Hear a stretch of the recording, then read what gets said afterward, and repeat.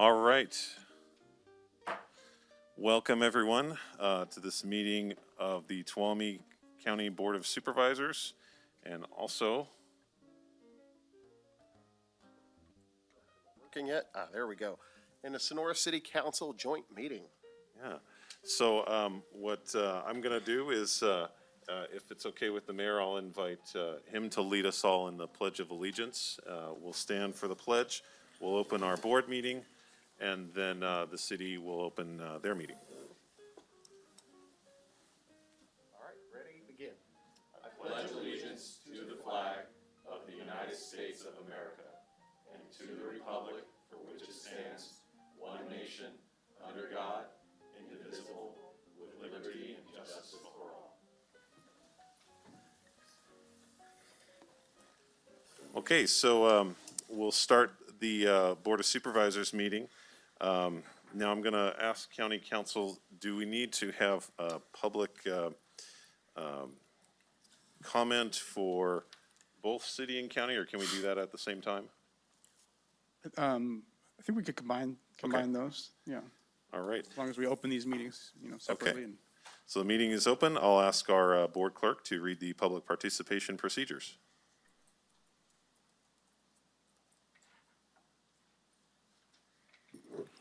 Good morning.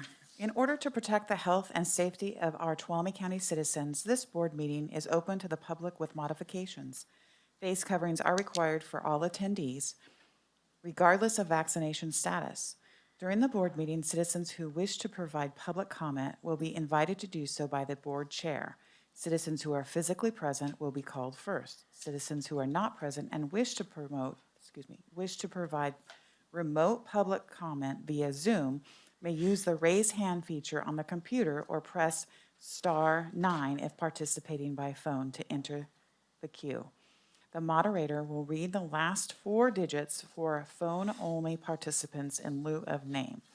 Zoom webinar via computer at https://zoom.us/j/98737385155 and or phone only 1-669-900-9128 with webinar ID 987-3738-5155. Note, Zoom webinar services tend to have a reduced broadcasting delay in comparison to the Access Tuolumne live stream and is suggested for the closest to real-time viewing and listening. Options for public access audio and video live streaming. The public will not have access for public comments via these media options. They are available for audio and visual only. Access Tuolumne County at www.accesstuolumne.org and click Watch Live and or Comcast Cable 8. Note, Granicus live streaming through the county website is currently unavailable. Important public notice, pursuant to AB 361, members of the Board of Supervisors can participate by teleconference. Accessibility requirements: if you need swift special assistance during the board meeting, please call 209-533-5521. Thank you very much. And I guess I'll just start out. I just really wanted to say that this is, in all honesty, one of the highlights for my time on the board is to be able to have this joint meeting. I know that the mayor and I and many of the members of the city council have talked about trying to work together, trying to have a joint meeting, and we made it happen, and I'm really proud of that. And I really want to thank the city council, of course, first, and Mary Rose, city manager, but I also want to really thank my fellow board members, because they've been absolutely supportive of this, and I think we all realize that we represent maybe somewhat different constituencies, but we're all in the same community together. And so it's in the spirit of brotherhood and sisterhood and friendship that I welcome you, the city council, to our board chambers, and I look forward to having a discussion about some of the issues that matter most to our community. Really welcome. So I guess with that, I get to do my part with opening up the Sonora City Council end. And then I guess because we've already done the Pledge of Allegiance, we'll do the roll call. Mayor Hawkins, Here. Mayor Pro Tem Plummer, Councilmember Garaventa, Councilmember Sagerstrom, and Councilmember Such. Excellent. So all 5 council members are here. And just for the public's information, this is all very new to the both of us. So if we miss some steps or mess up on something, that is why. So, but next I'll ask for public comment, and then I have a small speech I would like to say. Very small. I won't do a Fidel Castro, as I told you earlier. I won't do one of those. So is there any public comment on any non-agenda items? Okay, not everyone's running up here at once, so I will call that part done. So I will start off with a very small speech. Sonora City Council members, Board of Supervisors, members of our public, city and county staff, I really appreciate your participation in this joint meeting. I am so thankful we could all get together. I want to specifically thank our board president, Ryan Campbell, and my friend for being one of the driving forces behind this meeting. Not to exclude Jaron, Anaya, Dave, or Kathleen in this matter. Thank you so much for pushing hard to make this happen. The city and the county have not always had the best relationship. However, I see this meeting as a declaration to our county residents and our city residents that those days are past us.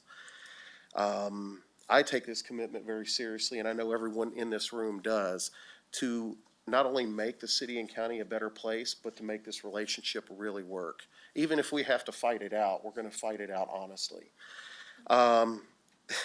There have always been there will always be challenges in the future. Some of those challenges will be financial, as we're really finding out in the days of COVID.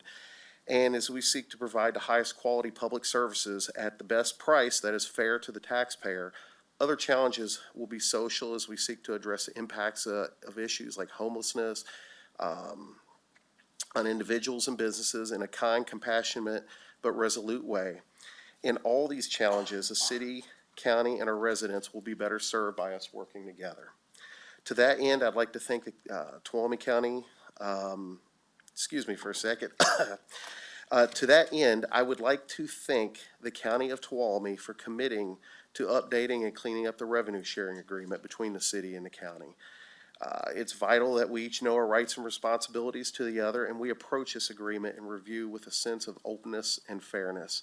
I know that Ryan, matter of fact, every board member that I've talked to just says, hey, we just want what's fair, and the city council feels the same way. So this is something that's going to move us forward. The commitment is evidence that the approaches of the board and council of the past are just that. They are in the past. I want to thank everyone again for agreeing to this forum. Ryan, again, is my friend and board president. I just can't thank you enough for working on this agenda, and I just want to thank everyone for putting in all the hard work. And I really appreciate that, Mayor Hawkins, but I really have to throw the credit to our CAO, Tracy Riggs, and to your city manager, Mary Rose Rutakunga, who really brought this together, and without them, I don't think this would have happened. So. Oh, it wouldn't have happened, so Yeah. thank you to the both of you. Yeah. And just for a little bit of context for anybody that might be watching at home, Mayor Hawkins, we were trying to figure out when, if ever, there has been a joint city-county meeting that wasn't about an emergency or a specific type of legal issue. I don't know that that's ever happened. I mean, we have some folks here that have been in county and city government for decades, and nobody can remember when this has happened. We need Sharon Marovich here, because she could probably tell us. I just love her. Yeah. So just for a little context, this is very very new to all of us, and I think an excellent first step, and really appreciate the words. So what I wanted to do is introduce. We have a facilitator here today, Robert Bendorf.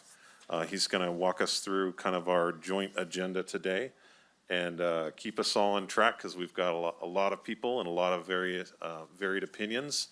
And so he's got a schedule for us, and he's going to make sure we stick to it. Robert, do you want to come up? And what you'll need to do is grab the microphone right there so that folks at home can hear you.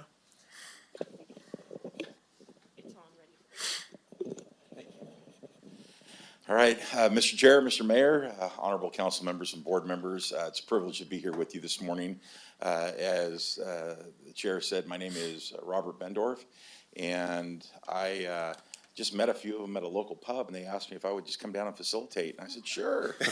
So it's pretty exciting stuff. I didn't know what I was getting into, but I think I'd be all right. But I've had the opportunity to work with Tuolumne County Board of Supervisors and their staff over the last several months. It's been an absolute privilege. I have more of a privilege to be invited here this morning than to share this sort of historic meeting with both the city and the county. 35 years in local government, and just retired this last year. A little bit in law enforcement and a lot in administration, including the last decade and a half plus as Yuba County's administrator. Been a part of quite a few city-county liaison meetings or coordination meetings, whatever they're called, and I always found them, at least from my observation between the council members and board members, to be so useful.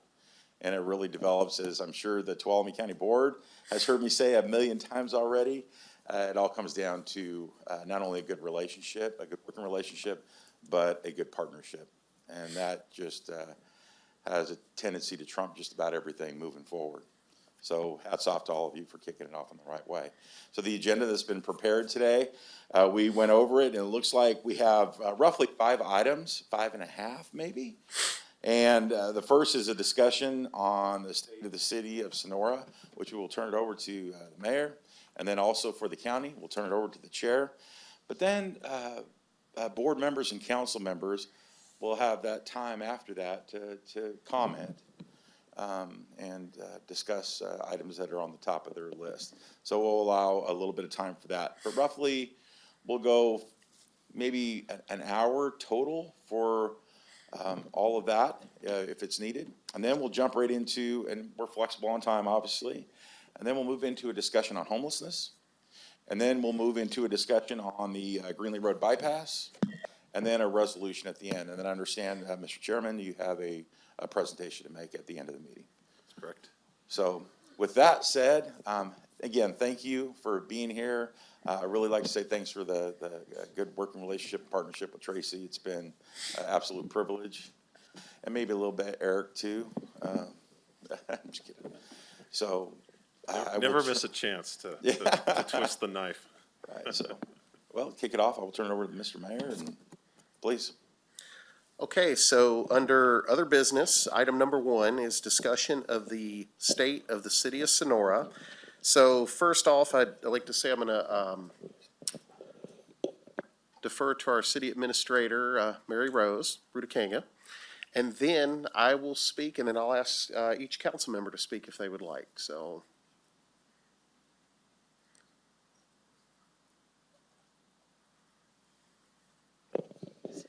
Sorry about that. That's okay. Good morning, everyone. Just briefly, because I know the elected officials would like to be able to roundtable and discuss this, I just want to give a brief update on the state of the city and just let the county be aware of some of the priorities and issues that the city has taken on in the past couple of years. As we are all aware, the COVID-19 pandemic has dominated many of the functions of the city for the last 20 months, and the city is currently in the process of COVID-19 business and tourism recovery. But we are still actively engaging with the County Public Health Department on any new public health guidance that comes down. As we're seeing new variants come down, we are still actively engaged with your County Public Health Department and participate quite actively with them. That being said, the City Council this past February adopted some goals and priorities outside of the COVID-19 pandemic response, and looking at a wide range of city issues concerning public safety, homelessness, economic prosperity, tourism, and future development of the Greenlee Road extension. And I just kind of want to highlight some of those priorities and goals for the county to understand what the city has adopted in going forward with the state of the city. So one of the main issues in looking ahead in this fiscal year and in next fiscal year, the city wanted to ensure public support for our public safety, so ensuring retention. I'm sure county is aware of some of the issues regarding retention and recruitment of our public safety officers. And so the city council adopted guidelines to establish ensuring support and looking at all options of best practice for that recruitment and retention of our police department and fire department. And then looking specifically at homelessness, the city adopted a goal of exploring all opportunities to provide best practice and dignified solutions to our growing homeless population and low-income and affordable housing needs. And some of the things that we addressed this last fiscal year were related specifically to that goal. And that was looking at an ordinance that addressed the impact of short-term rentals on our housing affordability within the city of Sonora. As we have seen with the COVID-19 pandemic, there has been an influx of purchasing of residential properties for the purpose of flipping, if you will, into short-term rentals, which was having an impact to our housing affordability and just housing in general within the city of Sonora, beyond just low-income and moderate-income affordability. We were having issues with providing housing to our local health systems, with our hospital, doctors and nurses and medical staff being able to find housing within the city of Sonora. So we did look at an ordinance. We did address requirements of new short-term rental within the city of Sonora. And so if you would like additional expansion of what that looks like, I'd be happy to provide that for you. But I just wanted to let you know we did implement that at this last fall. And right now we are going through the process of inspection of those new short-term rental properties. They are required to have fire inspections, other type of inspections to be able to fully operate. So right now we are implementing that new ordinance. We also wanted to ensure that there's proper communication and involvement in the county committees and commissions on homelessness. So myself and Councilmember Colette Such are on the Tuolumne County Homelessness Task Force and are active participants as such to address some of the issues regarding county-wide homelessness. So we really thank the county for allowing us to participate in that. We know that it is a community issue, not a jurisdictional issue, and so we wanted to make sure that we are actively participating in that. And then one of the other things that we looked at specifically this last fiscal year was purchasing a blighted property downtown with the hopes of updating it into a homeless shelter space to add for additional beds here within the city of Sonora for shelter. So we did purchase that in the summer. Right now, we just passed it through our planning commission with a conditional use permit, and we're going to get going here soon on the bid process to actually do the construction update on that. So we're really excited about that project. We are working specifically with ADCA on the program management of that shelter. And so it really will be an offshoot of their already managed shelter downtown.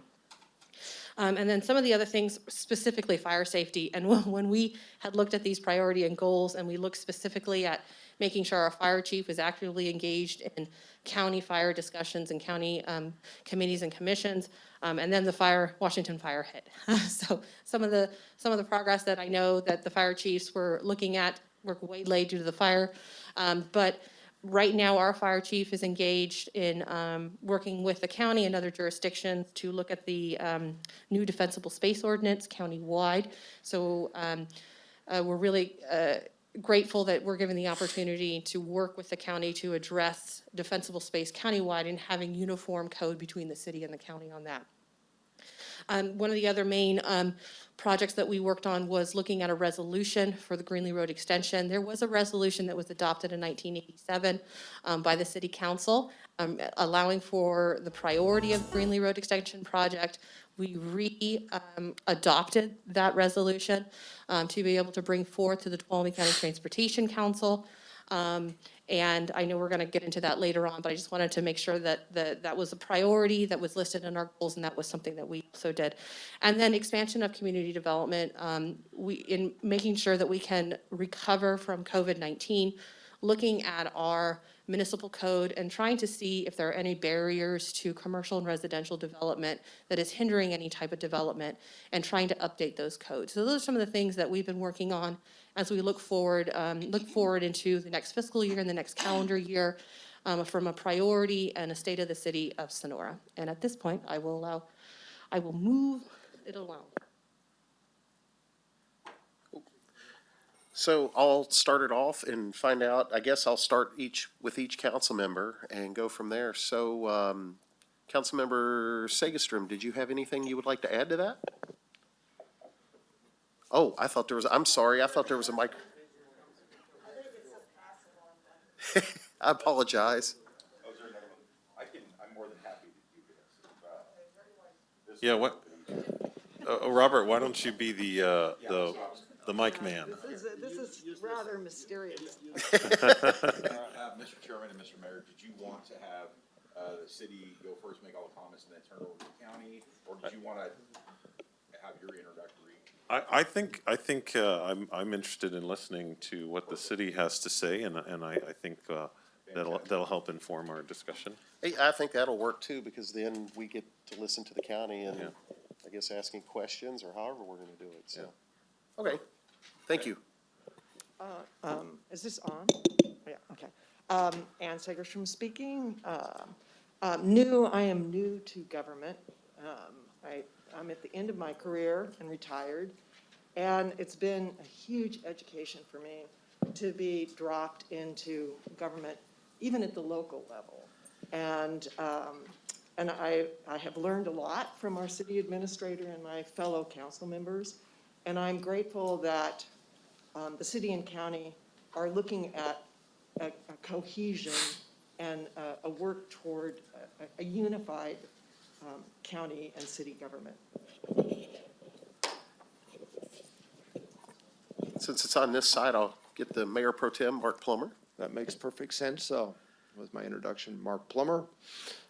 First, I want to, again, it's going to be redundant probably because everybody's going to do it, but thank Chairman Ryan and the rest of the board for doing this.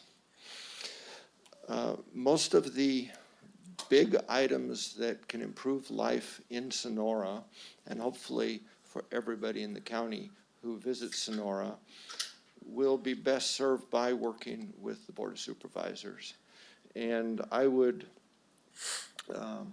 say that fire, homelessness, traffic mitigation, the green, the bypass, and then eventually revenue sharing review are all items that the city really is handcuffed if we try and just do it alone.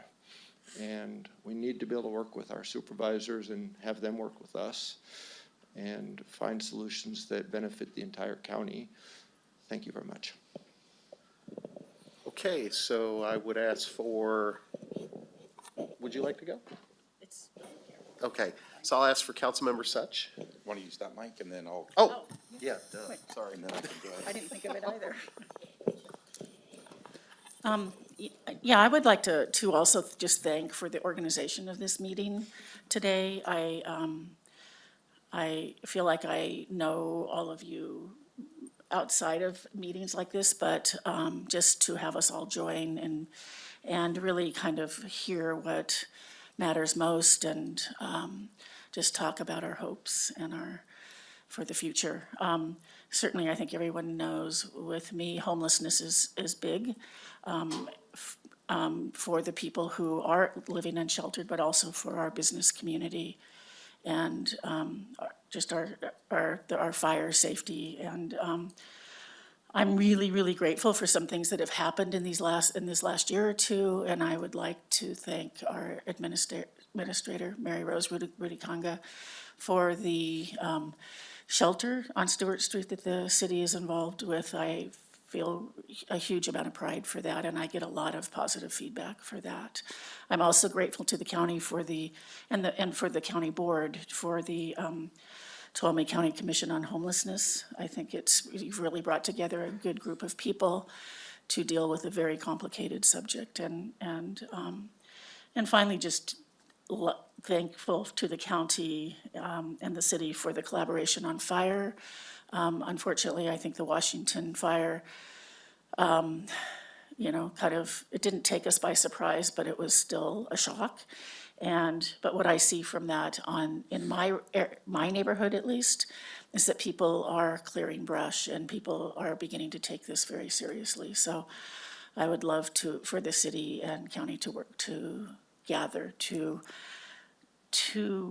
really make a cohesive plan to make us all safe. We don't want to lose our town. And that's it for me. Thanks. Thank you, Councilmember Such. Councilmember Garaventa. Yeah, about the only thing, pretty much everyone has covered, all the council members so far have covered pretty much what I would have to say. So the only thing I can think of that I would want to add is one of the things we have to look for in the city is the ability to provide the services that we provide and be able to afford them. And I think that meeting together kind of will give you an idea of what we have to do and how we can afford it and all that kind of stuff. But otherwise, everything else is, the other council members have mentioned it. So I guess now I'm the last. Going into this meeting, starting out this meeting, trying to work together and learning to work together, the example, in my opinion, was set with our law enforcement, with Sheriff Bill Pooley and our police chief, Drew Vanderweel, in how well they have worked together in issues that have been in the past. So I can't thank them enough. Our fire departments, our fire chief has been real big about working with county fire, doing different things. I know we've responded to things in Columbia when things were down, so there's that example was set by our services that we talk about, but those are our real leaders. Those are the people keeping us safe. I mean, my God, the Washington fire, it was so close to Sonora, it shouldn't have stopped. And who was right there with us? Jaron, Ryan, both of you were texting me like crazy. Hey, you need to be careful. Hey, you need this, what do you need? And it was really humbling at that time for me because, literally my house was right there in the path and both of y'all knew it and going, hey, Matt, are you okay? But, when I look around and see the state of the city of Sonora, I see a great town people love to come to. We're still at 5,000 people. Maybe a little bit less.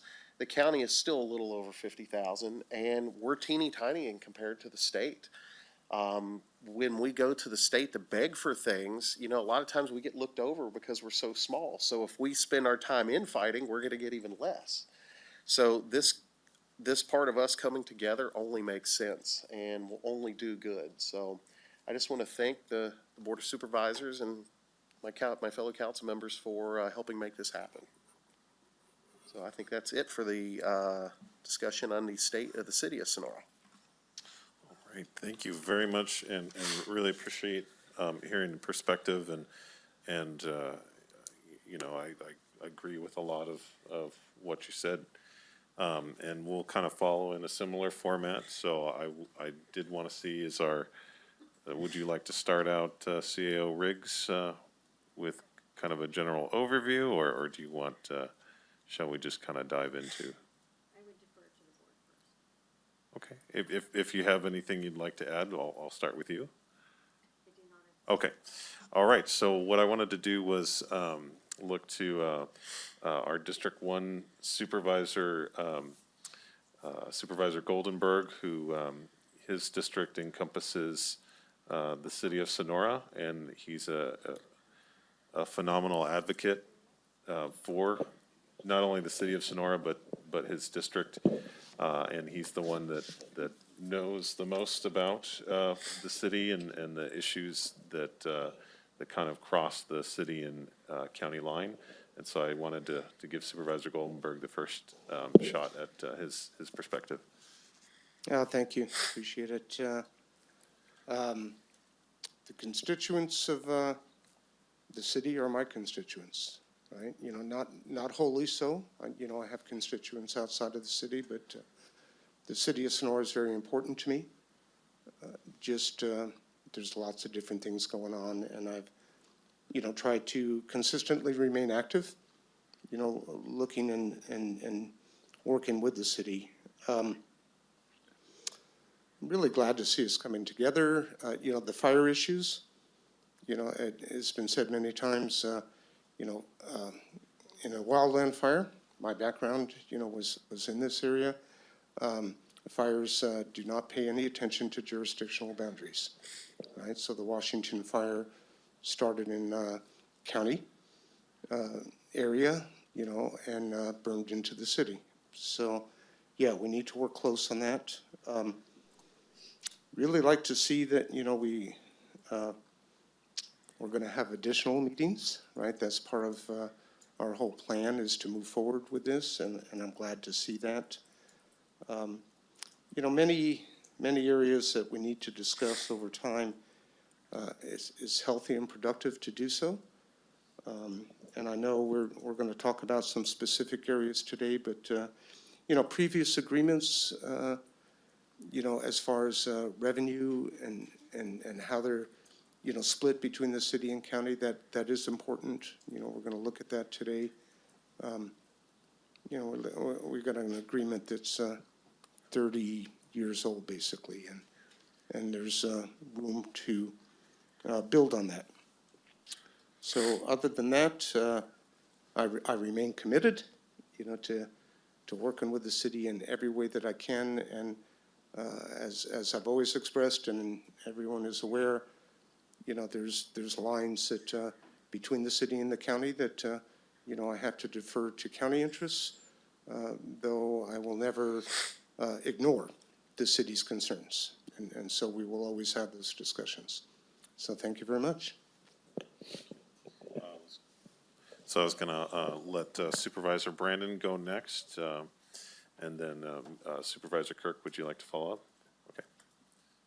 Oh, yeah. That would be easier.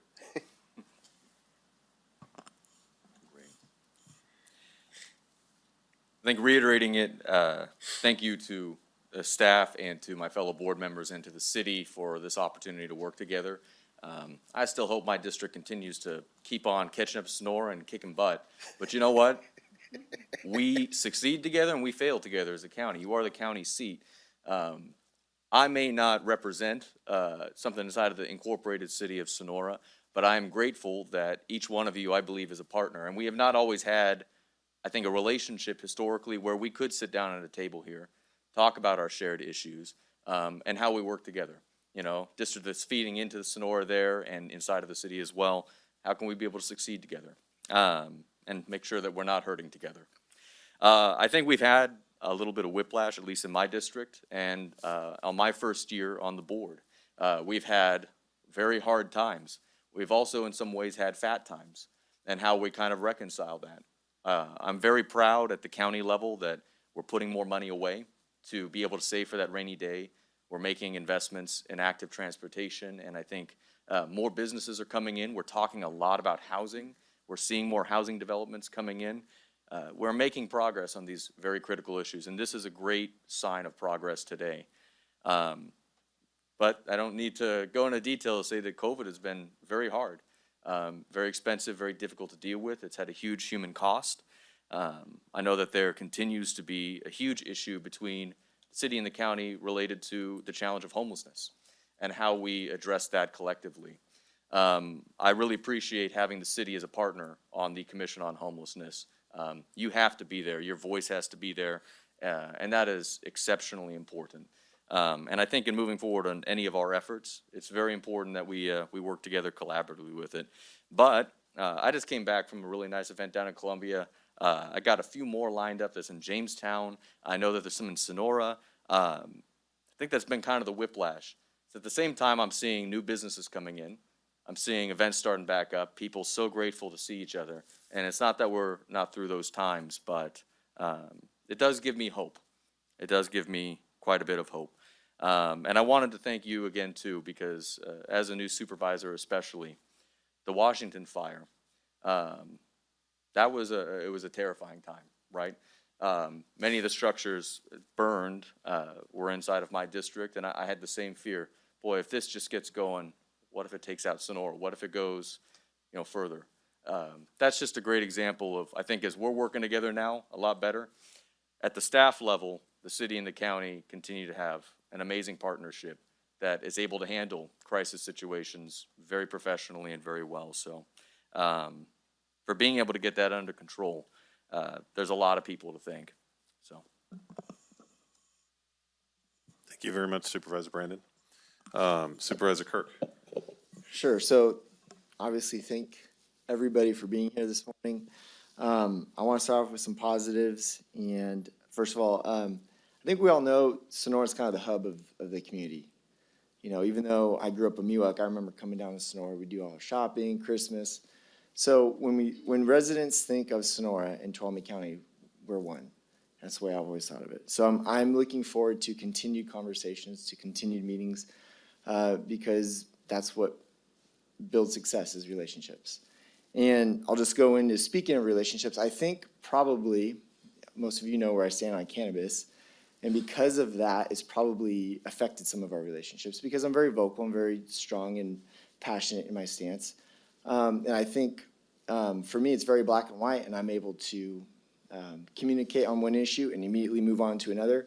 But sometimes the way I communicate that, or sometimes the way it's handled, probably doesn't reciprocate to the other folks. So I just want you guys to know, it's kind of the elephant in the room, but people like Matt and me, we've gotten into it before. But we also, during COVID, reached out to each other and said there's so many other bigger things that we can be arguing about and dealing with. And so I think what I'm looking forward to is, even if we have disagreements, and this is going to be more on my side, is I want to build those relationships so that we can have hard conversations, but be able to move on to the next subject and have success in that subject and not be held back by a disagreement. So when it comes to things I'm passionate about, obviously families, kids, I got 3 little ones, so that motivates me for a lot of the decisions I make.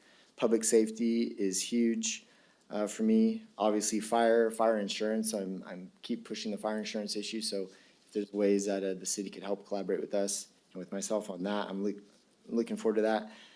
Some things I'm looking forward to discussing, because I hear this brought up a lot, is revenue sharing, and I don't completely know what that conversation is and where it's going, but I just know that we have a lot of mandates, and so I'm curious if revenue sharing and mandate sharing, if it's going to be combined, because the county has a lot of mandates that are forced on us, and I think that's a big struggle.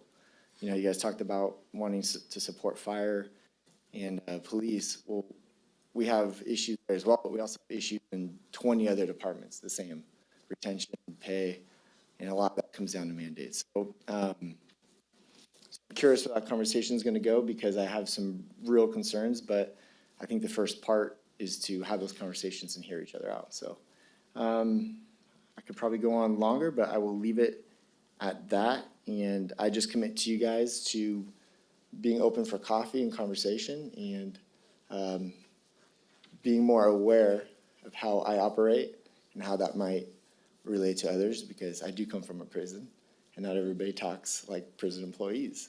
So thank you guys for being here, and look forward to what the future brings. Supervisor Huff.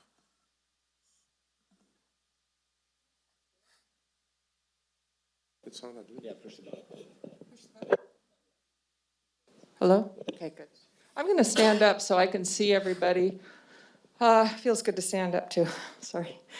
It really warms my heart that we're all here together today and starting something that I hope doesn't end with today, but is a continuing practice that we have together. I wanted to also say that I hope that at every meeting that we are able to have jointly, we have something like this, a roundtable discussion over the things that matter most, or over information that we want to convey to others. So I just want to make that point. And then I have some things that I just wanted to discuss. First of all, I'm glad to hear that homelessness is a big concern and a goal project for the city. Obviously, I know that to some extent.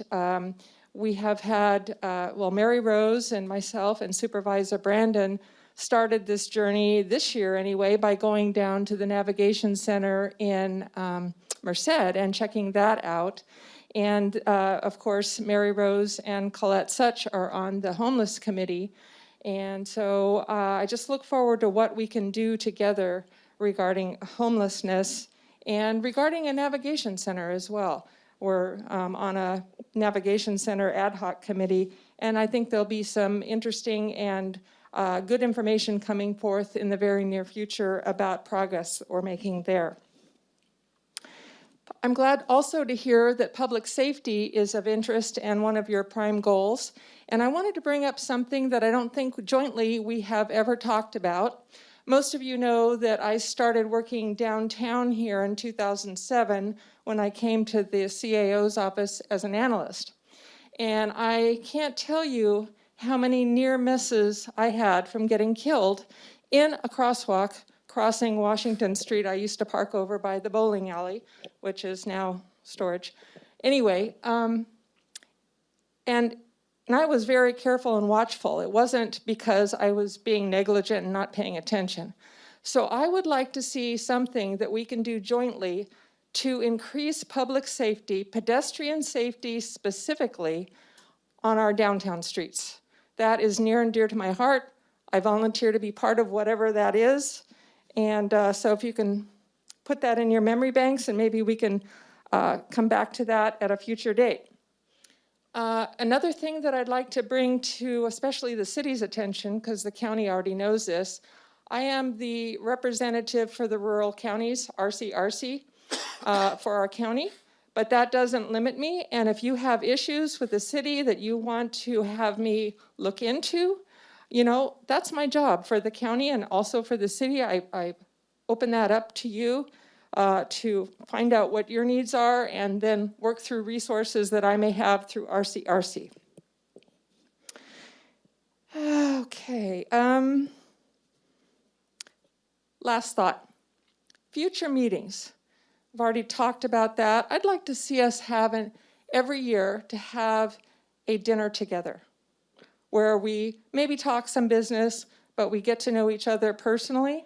I think that makes for better government when we can have relationships with each other.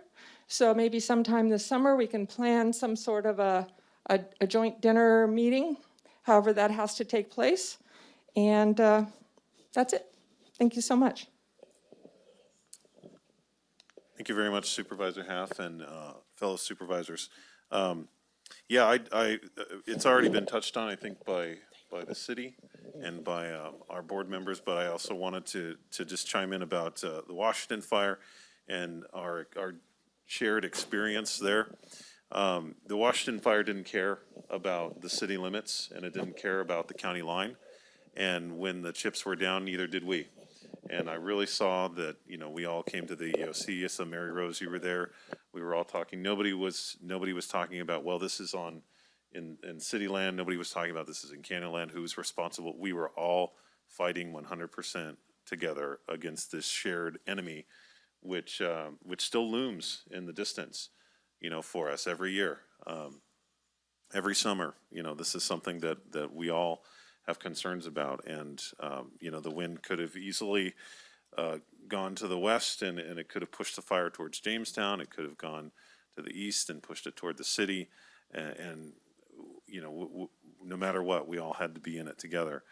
And so the county is trying to take some steps to make this a more fire-safe community.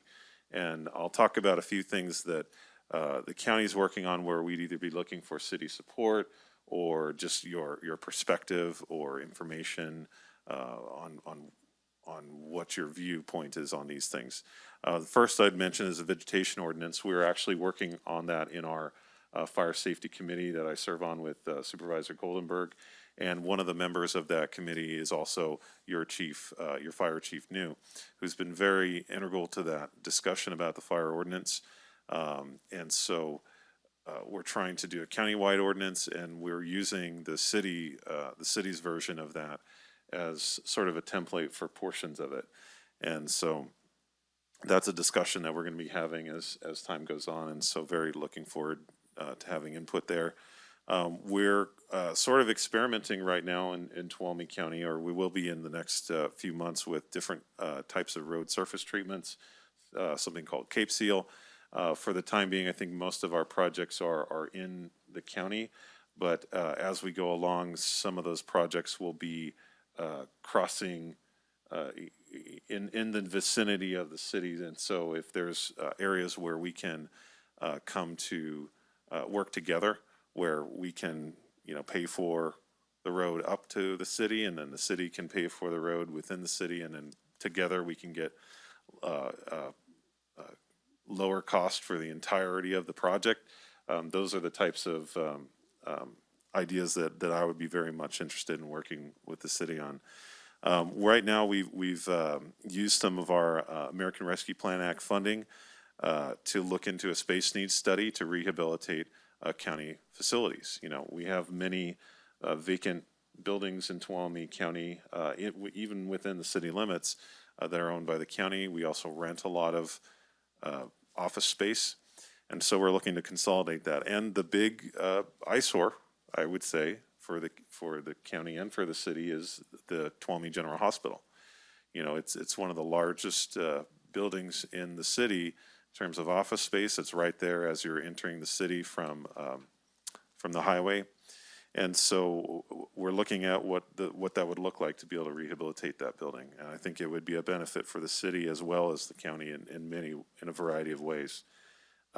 Transit, it's been very good working with Councilmember Such and Councilmember Garaventa on our the TCTC committees, and looking at what the face of transit is going to look like. Because in general, the way that transit works in Tuolumne County is that a lot of the population lives in the county and in the outer areas, but then everybody comes to Sonora to work, or they go to Columbia to go to school or to work, and so we have kind of this pattern where it's people coming from into the county into our more urbanized areas. And so the face of what that looks like is changing.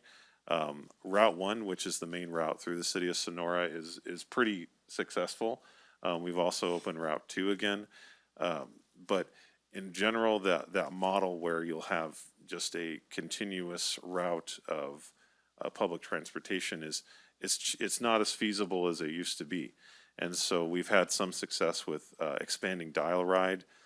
We're purchasing a smaller electric bus, and we're going to kind of experiment with that. Like, what if we did more trips of fewer people per trip in a smaller bus instead of having some of the larger buses? And so that's another area where there's going to be a lot of city and county interaction. And so just to kind of raise that issue and get you thinking about that for the future. That was sort of the overview that I had of things that popped into my mind. So from there, did we lose Robert? Oh, I was just about to hand things over to him. So I can stretch it out. I can always talk for an extra couple of minutes. So from there, I would say that unless there's anything else to add, we can move on to our next item, which is the discussion on homelessness. Chair Campbell, before we do move on to that next agenda item, we need to open this for public comment. You're right, I didn't. Is there any public comment on the state of the county of Tuolumne?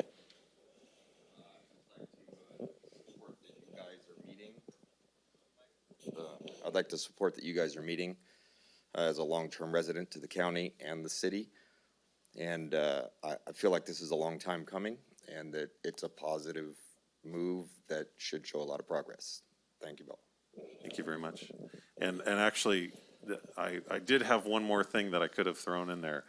And it was inspired by what Supervisor Half had said with respect to RCRC. I do serve on the board of directors for CSAC, which is the California Association of Counties. And so it's our job to advocate for everything within the county boundary, including the City of Sonora. And the CSAC works very closely with the League of Cities as well.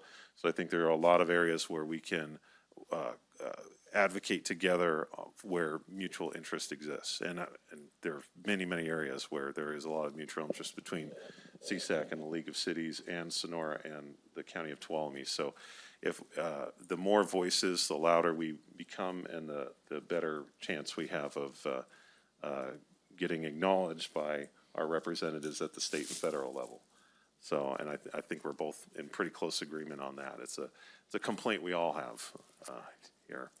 So with that, I'll hand things over to Mr. Bendorf. Yeah, thank you, Mr. Chairman. Mr. Chairman, Mr. Mayor, I don't know if it's appropriate or not. I know it really wasn't included, but maybe it might be worthwhile to take a short break and come back. We have plenty, we're doing well on time, but take a short break, give people a chance to get something to drink, run to the restroom, but also maybe chat a little bit amongst themselves. So I if they think so wish. Maybe we that's a great idea. come back at 10:10 maybe? Let's say 10. So Okay, 10:10. 10:10. Okay, so we will adjourn for a 10-minute break. And so will the county.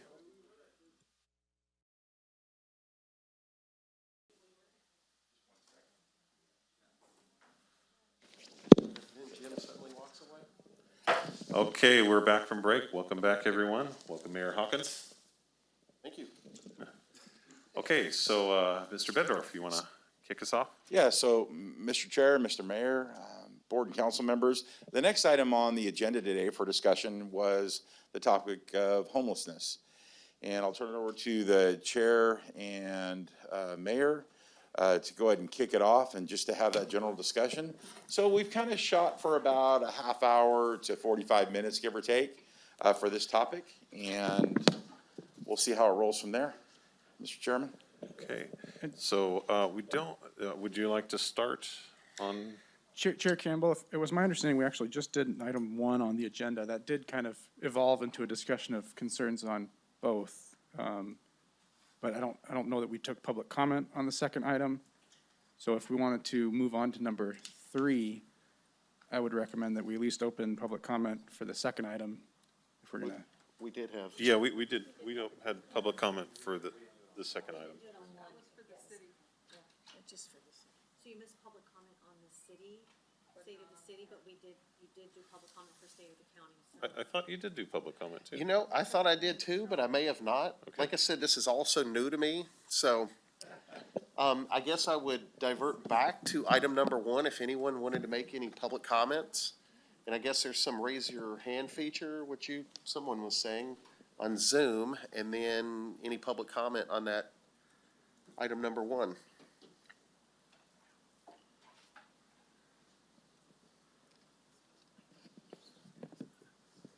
So is there any public comment? Madam Clerk? Nope. Nothing? No hands Okay. raised, okay. Okay, You're good. so I guess then we progress back to item number 3, which is discussion on homelessness. Okay, and I'll defer to the mayor of Sonora to. So I know, Mr. Chair, we had, when we had originally discussed going over these other items that are very impactful to the city and the county, that we weren't going to like go through and directly, get into discussion on one item. We were trying to get some ideas, not have a kumbaya moment necessarily, but basically, hey, we agree on homelessness, okay, that there's homelessness or issues, and kind of give our thoughts. So when we have future meetings or future committee meetings, we would bring up those issues more. Am I correct in saying so? Yeah, that was my understanding. Okay. I think what my plan was for the county was to kind of let our CAO talk about some of the practical elements of what our county is doing to address homelessness, and then I was going to hand it over to our the representatives on the homeless committee to kind of share their perspective, and then if other supervisors had anything they'd like to add, open that up.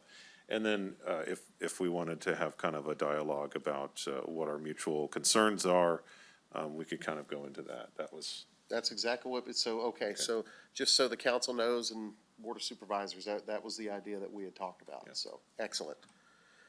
Okay, so I guess on our end, we'll start on the discussion of homelessness, and in this case, I will ask our city administrator to start off, please.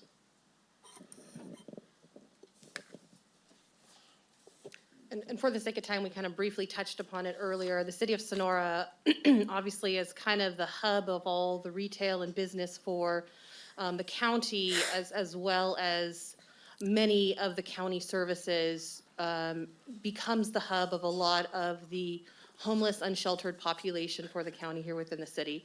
And so we at the city, or the city council, has looked at, when looking at the goals and priorities, looking at some activities in order to address some of the homelessness within the city.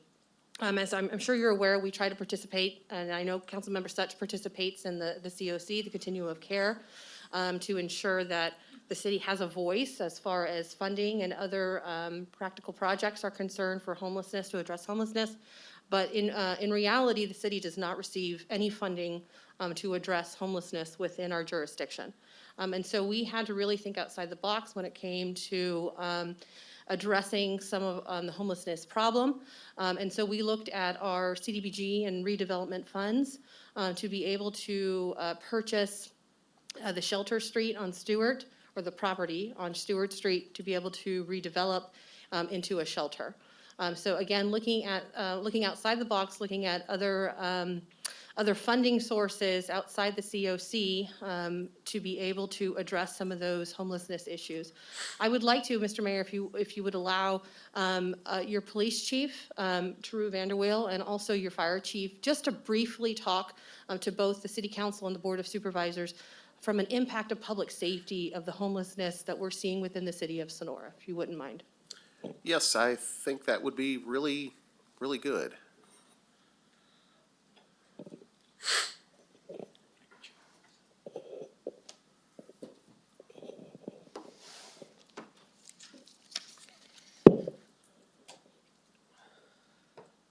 Honorable Chair, Mr. Mayor, Council, and members of the board, thank you for facilitating this conversation. These are issues that definitely cross jurisdictional boundaries. I just got to give a quick perspective from the police department, and I'm certainly not going to try to speak for the sheriff or any other law enforcement agency within the county or the region. So, but you know, it is a community issue. Even though it is a community issue, we all recognize that 9 times out of 10.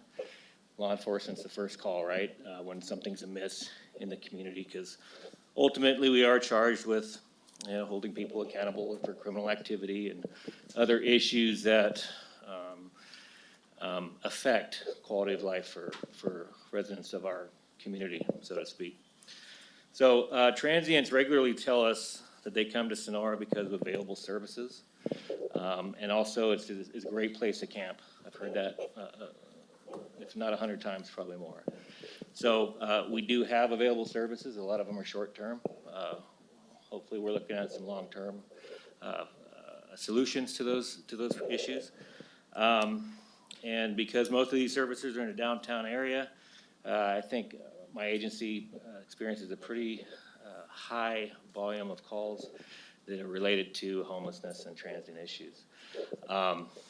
We track somewhere between 17 and 21% of our calls for service are somehow associated to the homelessness or transient issues. But we actually estimate probably around 25 is the actual number, and that's simply because there's manual inputs in the way we track it. So I'm sure we miss a lot of it, but it should give you an idea of the number of calls for service that are somehow connected to this topic. So again, thank you for having this conversation with the city and looking for solutions across the board. You know, generally the issues we respond to are larcenies, aggressive behavior, urinating and defecating in public, pedestrian law violations, public intoxication, littering and shopping cart thefts and shopping cart abandonments, trespassing, unlawful burning, and panhandling. Additionally, we respond to approximately 12 vehicle versus pedestrian collisions a year within the city, and some of those are, a percentage of those are of the homeless population. And unfortunately, some of them result in death, tragically. And it's a tragic situation for everybody involved in those situations. So I definitely would like to look at ways to make pedestrian safety a priority here in the city. I know we've talked about it several times before. So we do recognize that there are underlying issues to homelessness. It's not just criminality, even though, like I said, we deal with it a lot, and we work with county services such as behavioral health, and looking forward to working more with the county on ways to address these issues. So, again, thank you. And then, Mr. Mayor, I think your fire chief is zooming in online, if you would like to have her speak as well. Yes, Can you guys hear me? yes, Chief Amy New. Yeah, I apologize. I'm a little under the weather today, so I didn't think a mask would help. I appreciate the opportunity to speak on behalf of the City Fire Department on the issue of homelessness. Again, I echo the sentiments that the police chief has stated. A large percentage of our calls in the city limits are to transient population for emergency calls, and also calls that are not emergent. And so it takes away from the other population in the city that might have a true emergency. And so I wanted to bring that to the attention of possibly some type of an educational program in our transient population on when to call 911 and when not to call 911. We have gone numerous times on the same person in a 24-hour period with a non-emergency item, and they get transported to the hospital and released right away. And we have been on them 2 to 3 times in a 24-hour period. So it really does put a draw on our resources. The other impact is the unlawful burning that they are doing in public and private properties. That is a large portion of my concern for wildland fire concerns. The city did pass an ordinance I brought before them, the city council did in 2017, for unopened and unlawful burning. Unfortunately, when we do arrive on scene, most of the time, the person who has started the cooking fire or warming fire or something that might pose a threat to the wildland and escape is no longer in the area. So it's hard for us to enforce that as well. I'm open to looking at options with the county and the city and trying to find funding sources to be able to move these persons in the population outside of our private and public lands into facilities to get them the care and the help that they need. So whatever I can do to help facilitate that. I know working on the defensible space ordinance, we're going to try to address some of those areas as well when it comes to vacant lands and unpopulated areas. Or areas that have transient populations, so we can make those safer for the community as well. I thank you for the opportunity to speak and apologize I couldn't be there in person today. Thank you, Chief New. So I guess with this part, Mary Rose, is there anything else you would like to say before I hand it over to the council? Or are we going to do it where the board will talk and then we'll basically intertalk? How did you want to handle this? Well, I figured we could just kind of do similar to what we did with the states of the city and county. If any recommendations, Mr. Bendorf? No, I think the first thing this morning flowed really well, so I think maybe continue along that vein would be great. Okay, so if you want to continue with your council members, and Excellent. and we'll take it from there. So this time I will call Councilmember Garaventa first.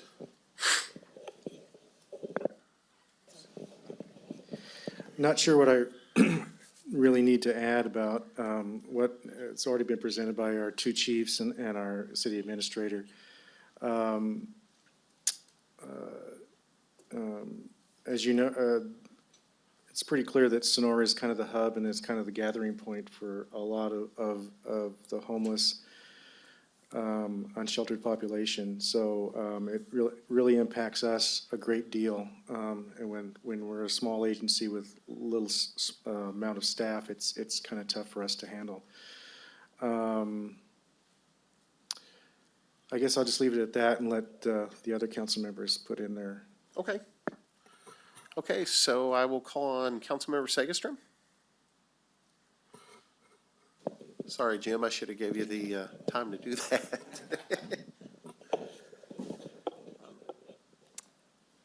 I'm grateful that Mary Rose and Colette in particular, is dedicated to this topic. But we all see it around us, and yesterday I was volunteering at the archive, and the administrator up there I was leaving, and and he said, well, I was across the street, offering some chicken to this homeless guy that's camped in the back doorway of the library. And, we all want to enjoy our public spaces, and we all want equity for every citizen to have a comfortable life. So the more effort and collaboration that we can put toward this topic, I think the faster and more comprehensive solutions we can find.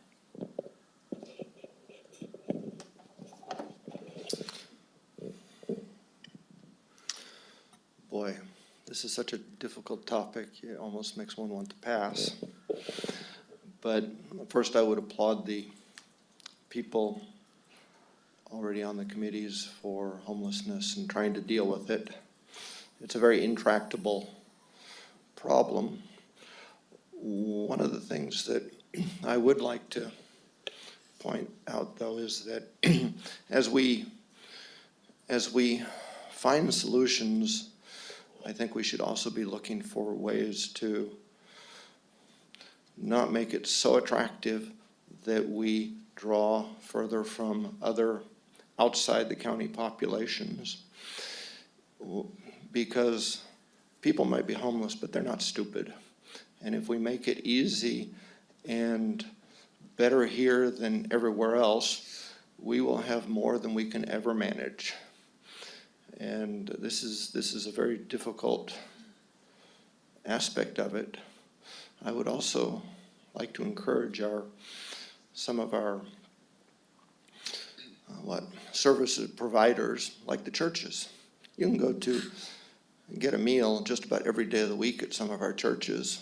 My wife has served at St. Patrick's for that.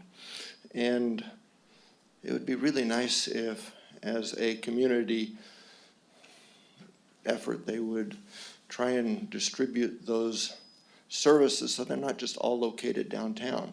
It's easier for them, but it does create more harm for the city, which is the perspective I've always seen it from.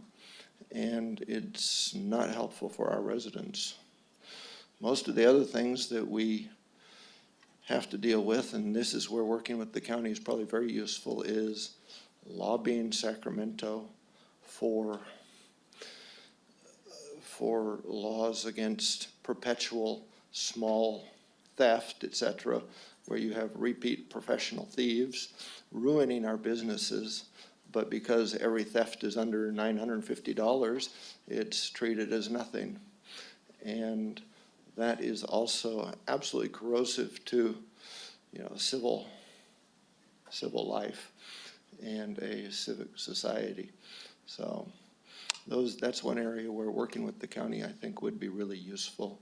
Trying to distribute services so that it's not just in the city is something that doesn't benefit the county very much, so it's hard to see much arm twisting there, but it would be really helpful and useful. Thank you. Thank you, Mr. Mayor Pro Tem, and then I'm going to hand it over to Councilmember Such. Thanks. So on the Tuolumne County Commission on Homelessness, I serve on a couple committees, subcommittees. Are they subcommittees? They're not ad hoc. They are ad hoc. I never can keep that straight. A couple ad hoc committees. One is to find space for camps, because no one really wants to repeat unsupervised homeless camps in our community, because that isn't really really serving the people who are living there. It's not an easy challenge for us to find something that's appropriate and safe and reasonable, and but there's a really good group of people working on this. The other one that I'm on is just housing for homeless, and that's a more, that really, I'm not really sure where we're going to go with that, because that's a much more difficult, actually, solution, and something that requires a lot more investment and funding. So we're also in that program looking for grants as well. I just want to talk a little bit about what brings people to Tuolumne County, and I think certainly services bring people to Tuolumne County, but it's also a function of geography. I mean, it's a much better place to live outside than in the urban areas. I mean, you're not just camping on a freeway exit, you're camping in trees and in bushes. And so we're not going to solve this problem by reducing the services we actually do provide. And also just to remind people that every homeless person that I've met, and I, in my work, since I've been on the council, have met many, have a huge history of childhood trauma. So if we realize that this is first and foremost a behavioral and mental health issue, and now an economic issue in the recent state of housing in our state, maybe we can think of it a little bit more compassionately, and that's not to enable, but it's to understand that it's not, most people aren't choosing this. It's an economic problem. It's a physical problem, and always there's trauma that's not been addressed, that's lingering. Also, the population of homelessness in Sonora rises every winter because there are large camps in like Miwok Village, and people come down to get out of the snow in the winter, and then they go up to get out of the heat in the summer. So it is a moving population often. And that's really all I need to say for right now. Thanks. Pass the microphone. So, my biggest take on the cities into this is, how can we work together? What can we agree on? How can we move forward? And, how much better can we make everything? And Jaron, I know you and I are mainly you are bouncing ideas off of me, to be fair. And then I'm going into, hey, my understanding of this state law or that state law. But, I want the council to know that this is something near and dear to my heart. And the public needs to know that too, because that's usually the number one question I get now. It's either crime related or homelessness related. So, we're able to work on this together. I want to see what we can agree on. We can argue about causes, we can argue about whatever, but what can we agree on? How can we move forward? How can we make it easier on both of our entities in order to accomplish something? So, that's kind of what I'm looking forward to, and I believe the council feels the same way. So, with that, I guess I would yield to our board chair, and then I guess after that, we would be asking for public comment. That'd be correct? Yeah, is it permissible to do joint public comment, or does the city do their public comment and then we do ours? Combining the public comment is fine. Okay, great. I'd recommend Excellent. That saves us a step. So I wanted to start with Ms. Riggs, our county administrator, and then ask our sheriff if he has anything to add. Tracy, do you want to start?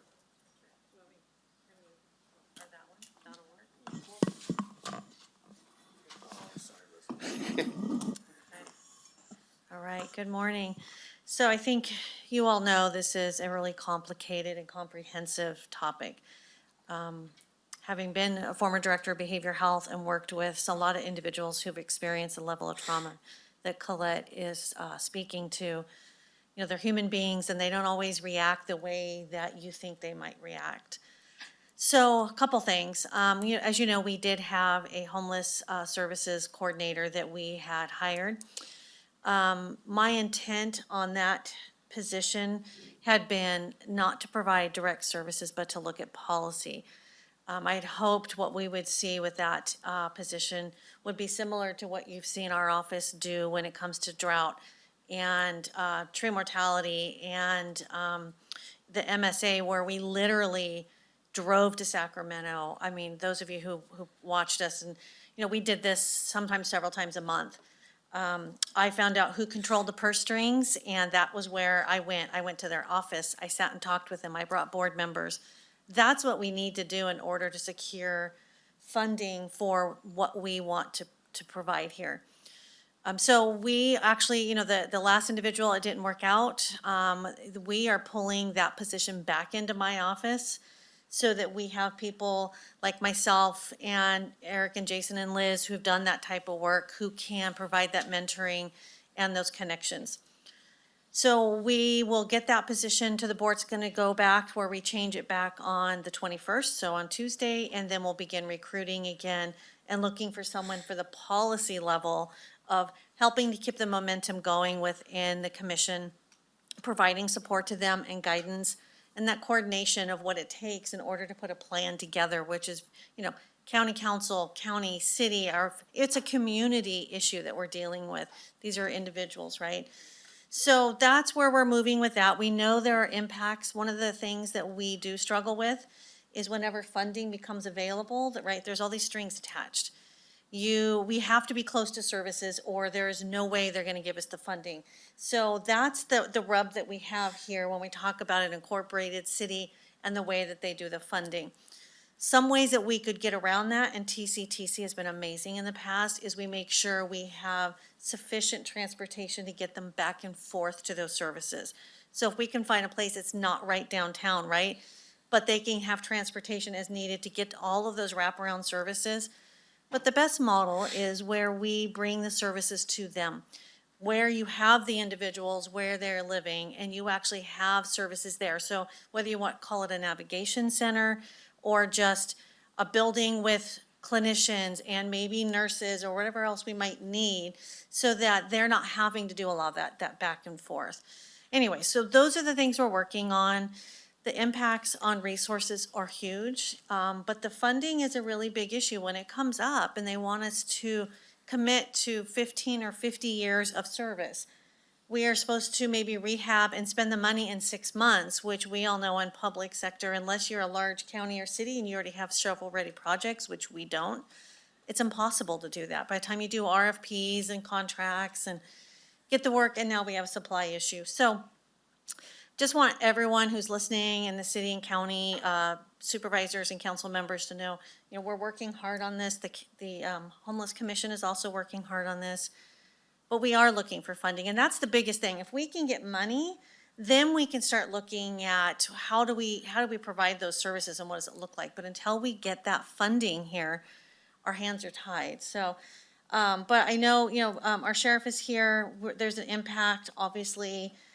We talk about, crime, or what do we do? They show up at the library, the sheriff or city is called, and it's really difficult. So Sheriff Pooley is here to kind of give you an idea of what that impact is for the county. Thank you. Good morning. Thank you for having me here.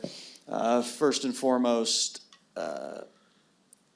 like all of you, homelessness has an impact not only to our community, but for me specifically, my family. I am very conscientious and very sympathetic, empathetic to the plight of homelessness. And Ms. Such, you're correct. It's not an individual. It's not illegal to be homeless at all. It is, in fact, their behaviors, as you said, that the illegal acts that come along with homelessness.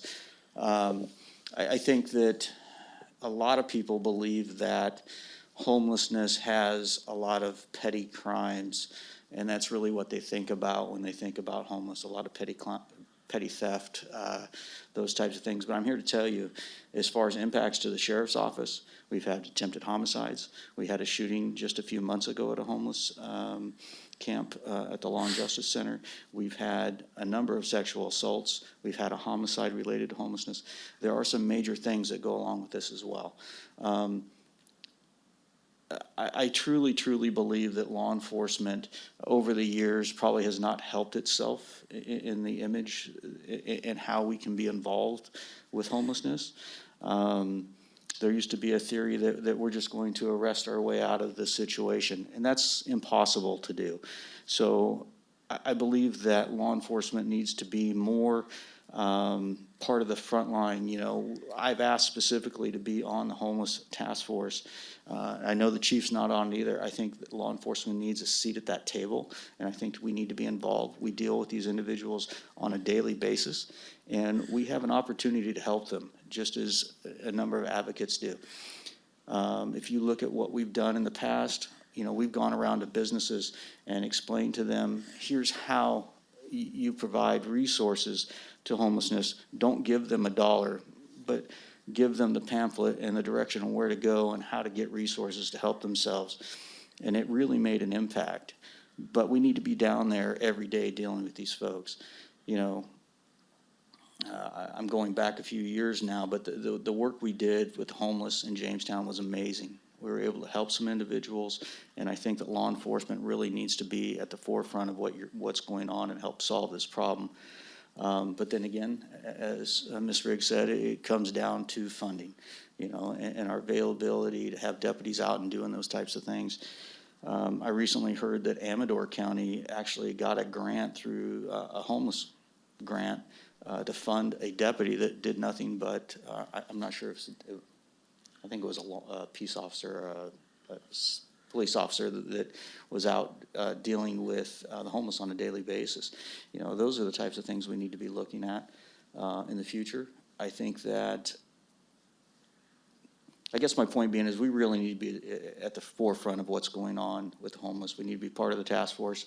I think that it's very hard for some activists or groups to welcome law enforcement in because we haven't helped ourselves in the past, and I think we have a different attitude now, and I think that we have the ability to help some folks. If you talk about the impacts that impact the sheriff's office, our jail, you know, it's the number of arrests, it's all the things that the chief said earlier. All these arrests, all these people are coming through our jail.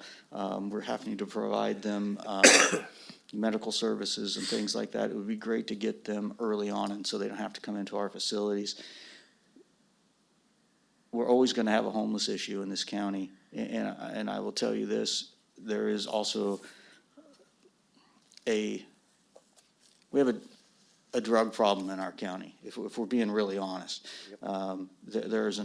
Most homeless have some sort of addiction associated with their homelessness, and until we can get the drugs under control in this county and the alcohol abuse and things like that go along with it, I think we're going to have to be hard pressed to really delve in and fix the homeless issues. So we're here to help. We want to help. We want to be part of the solution. I don't want to speak for the chief, but I would love to be on the task force. So anything else? Any questions of me?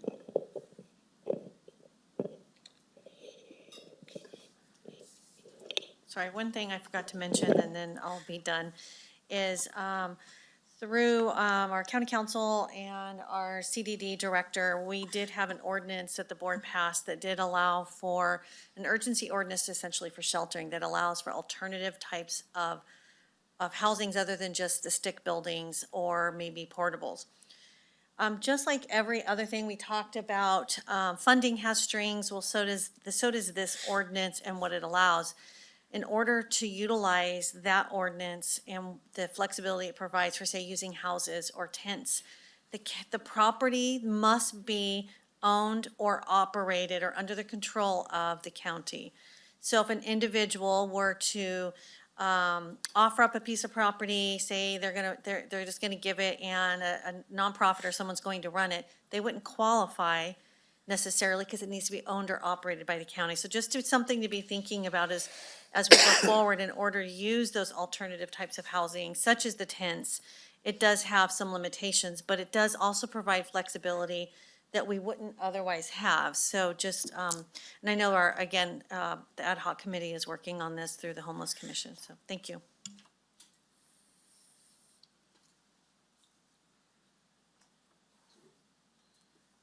Thank you, Sheriff. Thank you, Ms. Riggs. And that was where I wanted to kind of go next. Supervisor Haft, do you want to start off with what some of the work that the Homelessness Committee or Commission is working on?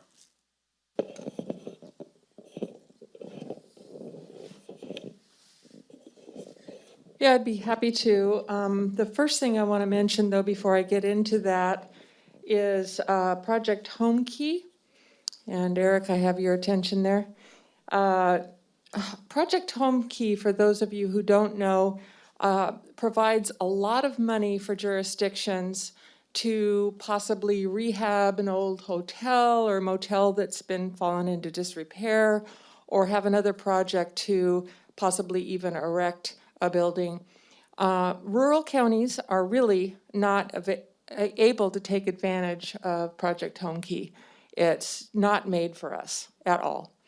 So Eric and I had a talk about it just recently and looked at the publication for the round 2 that came out, saw the name of the woman in charge, Jennifer somebody, and I can't remember the division of what it was, but we have asked our clerk to get us a meeting with her, because our intention is to advocate that we be at the table, including some other rural communities, when they, before they launch round 3 of Home Key, to make significant changes so that we can participate.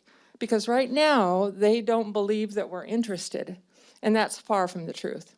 So I just wanted you all to know that, and if anybody would like to join in with the advocacy, I welcome any and all. Next thing is, I'm going to leave it to Jaron to discuss the Homelessness Commission in general. I was not able to be there at our last meeting. I was at a 2-day RCRC meeting, so I don't know the most current events right now. So I'd like to take this few minutes of time to expand on what I started to talk about in my opening comments about Navigation Center here in the county. Just to catch everybody up in case there's any question, a Navigation Center is a one-stop shop where homeless folks who have, usually the case is they have been, what's the word I'm looking for? They don't just drop in, they've been assigned somehow to go there, referred, thank you, referred to a Navigation Center. And there is some kind of housing. There's lots of different models out there. There's dorm housing, there's tiny home housing, there's individual rooms. So we're working in this ad hoc committee to bring about a Navigation Center for our county. And what I want to tell you about is that in this ad hoc committee, we have been working on a survey where we can get all the information we need to conduct a feasibility study. You need the feasibility study to have a Navigation Center in most cases. So we started working on that, and then we realized that the pit count is coming up in January. And for those of you who may not know, a pit count is a point-in-time count of all the homeless people in our community, all around our county. And so I'll just give the upshot to all of this. Instead of having a separate study or count or survey, we actually added 3 questions to the pit count that will give us most of the information that we need for a feasibility study. It may not be all of it, but it'll get us a good way down the road.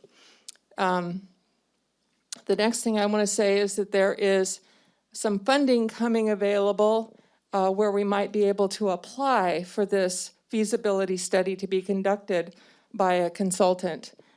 So this will move us a little bit further, and hopefully by that time we'll have a homeless services coordinator But it would be nice to have that feasibility study done, because eventually, I'd like to see some kind of legislated designated funding or something where we can get the money we need to create this navigation center. No determination so far where it will be. That's somewhere down the road that we'll decide that. To get the kind of model that looks like it would be best suited for our county and our city. So that's my update there, and yeah, I'm ready to hand it over.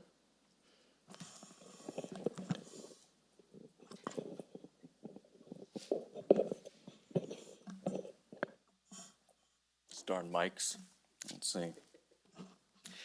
Yeah, thank you, Supervisor Haff. I mean, I'm very proud, actually, of so far what's been going on with the Commission on Homelessness. It has a lot of the major players that we would want to see there, from the business side, the faith side, the city, the county, our tribal partners, finally in a permanent space where we can talk about that. I would agree that I would like to see, I think, additional folks at the table there that are hugely important. Law enforcement, the district attorney, that is an especially important part of this conversation. But we've been having a lot of good discussions and trying to see, with all these people working granularly on this issue with what they provide, how do we go up to the bird's eye level and be able to see, okay, how are we investing in some of the things that are, I think, the leading indicators of where are we going with homelessness? Why are people becoming homeless? As mentioned, the drug and addiction issue in our community, that's huge, leading people to, end up having destroyed lives. Trauma was brought up. We have folks working on trauma-informed care. That's been something implemented at Jamestown Elementary as well. The thing that motivates them to end up going to the street or have many of the issues. Housing, as we know, is a huge leading indicator. Even for the folks who are ready to get better, to accept the help that we have to offer, we don't have a place to put them a lot of the time. That has been exceptionally challenging. I know the city has taken some leadership on really trying to address the housing issue within the city limits.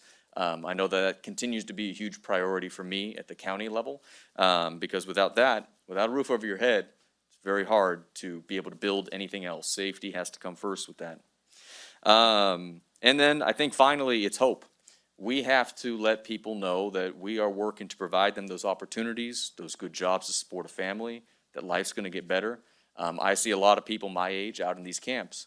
Not to stereotype, but nothing obviously wrong, except that they have sometimes given up. They just don't think it's going to get better, and that is absolutely heartbreaking. That is absolutely heartbreaking. I think the work that we're doing is saying that, it is a real problem, but we're making progress with it. Supervisor Haff already mentioned a lot of the home key issues. That was a lot of the time at CSAC. I was trying to put a bug in a lot of people's ear, that we need to reform that process. I would love to see the city help participate and lobby with us in the League of Cities. I think we have a good understanding at this point of some of those challenges, and can bring that up. The pit count as well, which is done over 24 hours. It's very difficult for a rural area where we are more spread out, with more types and diversity in our homeless population, very weather dependent. We had one, I believe, is 350, our official pit count. We had an unofficial one with ATCA somewhere around north of 700. North of 700 puts us at about 50% more homeless per capita than San Francisco. Just chew on that for a moment, that as one of the richest jurisdictions, we are facing 50% more as one of the most revenue poor to an extent in the state. So we definitely need to find something with that. And conservatorship has been a big issue, I think, especially in Jamestown and Sonora, where we have some cases of folks who are refusing assistance or help. And how are we able to, for people who can't take care of themselves, but maybe aren't violently threatening others, to be able to find something with that. We have over 32 camps around the county. We do have some of these very challenging cases. We're looking to find, CEO Riggs mentioned, I think, an analyst that can help coordinate these programs, assist in building that capacity. But homelessness touches everything. So to anybody listening to this is not a health and human services issue. This is not just a law enforcement issue. This is also a housing issue. It's transportation. That's why it's probably so difficult to talk about. There is no silver bullet. So we need ideas. I think you mentioned it. If anybody's thinking that they're the only one I text or email at like 2 a.m. Like, hey, I got an idea. Try my housemate living with me all the time, but Matt, I'm bugging you all the time with that. We got to be in that headspace, right? We have to address this. Our head in the sand has not done anything on that. We need to be throwing ideas around. We need to find partnerships. I know that CDBG, that's something that's coming up. We just authorized a call for projects. That is a great opportunity to take an idea and make it actually happen. We have local nonprofits that want to expand what they're doing. We authorized a $500,000 grant from ARP to support generally nonprofits. Hopefully some of them will be working on that. And we also have, work being done, I think, on adjacent issues, garbage, fire, obviously law enforcement, a lot of the things that it says it's not illegal to be homeless, but many of the illegalities that do come with some of that. I say, long story short, we need to make it harder for people to fall out of normal society. Right now, it's very easy in our community. You lose a job, you lose a home, you have a family member die, you have some medical bills, that you're on the street, and it's very hard to recover. We need to make it easier to rejoin society. I know we have a lot of work being done at the county for our behavioral health services, full service partnerships, what we're able to offer there. But providing the capacity that when somebody does ask for help, it's not just programming. We're able to get a roof over their head and solve the root problem. And then lastly, while we're managing it, maybe the stick side of it, how do we make sure that folks are not, they're not leaving, garbage everywhere, that they have restrooms? Because, as I always keep joking, half joking, they're pooping somewhere, How do we make sure that, campsites are not causing a fire risk for the community and dealing with the ongoing issues? So we're having a lot of great stuff in the Commission on Homelessness. Anybody is welcome to attend that. That is your space. It is a public space. Anybody is allowed to come and participate, to speak to us. I encourage any members of the community that want to participate, please join. Anybody who wants to be there but is not there, please join and participate, because we need everybody working on this. Thank you very much, Supervisor Brandon. Supervisor Goldenberg, would you like to follow up? Yeah, thank you. It's a huge problem, severe impacts, countywide, but especially within the city. Law enforcement issues, fire issues, we heard from our officials there. The impacts to the businesses, tourism, right? We thrive on tourism. And when our tourists are experiencing unpleasant situations, so everybody's aware of this. I do hear from different sources, and I would like to hear more perhaps from our, Homeless Advisory Commission, but I'm hearing that 80 to 90% of the homeless population are homegrown in one way or another. Either they're from the county or they have close ties to people in the county. And I'd like to hear some more information on that, because I think that's important on how we approach, solutions. Many other people say, no, they're all coming from out of the county. They're just here for the services, and how they get here is, under contention. But the committee's working hard. You're working on, hiring staff is important, besides the committee work, onboarding the staff, so that we have dedicated staff, and we're increasing our staff from 1 to 2 in this area, and I think that's really positive. I really like hearing about the project Home Key, trying to arrange a meeting with some folks from the state, to look at the rural counties' predicaments, and where we have shortfalls and can't do some of the things that, happen more commonly in the metropolitan areas. I would really like to see where we can collaborate with the city, but different funding sources don't always make that easy, right? If we look at CDBG funding, I had a discussion with Rebecca Spino earlier this week, and you could apply for those funds. It was a board agenda item, on our Tuesday. They're looking to go out and look for proposed ways to use those funds. And apparently, the city can apply and use them, the county can apply, but under some current rules, never the two shall meet. And so where can we go to look at joint funding that we could use for both the city and the county? And whether it comes through, COC or other means, I don't know, but I think we need to actively explore that. But I do also hear that we can't,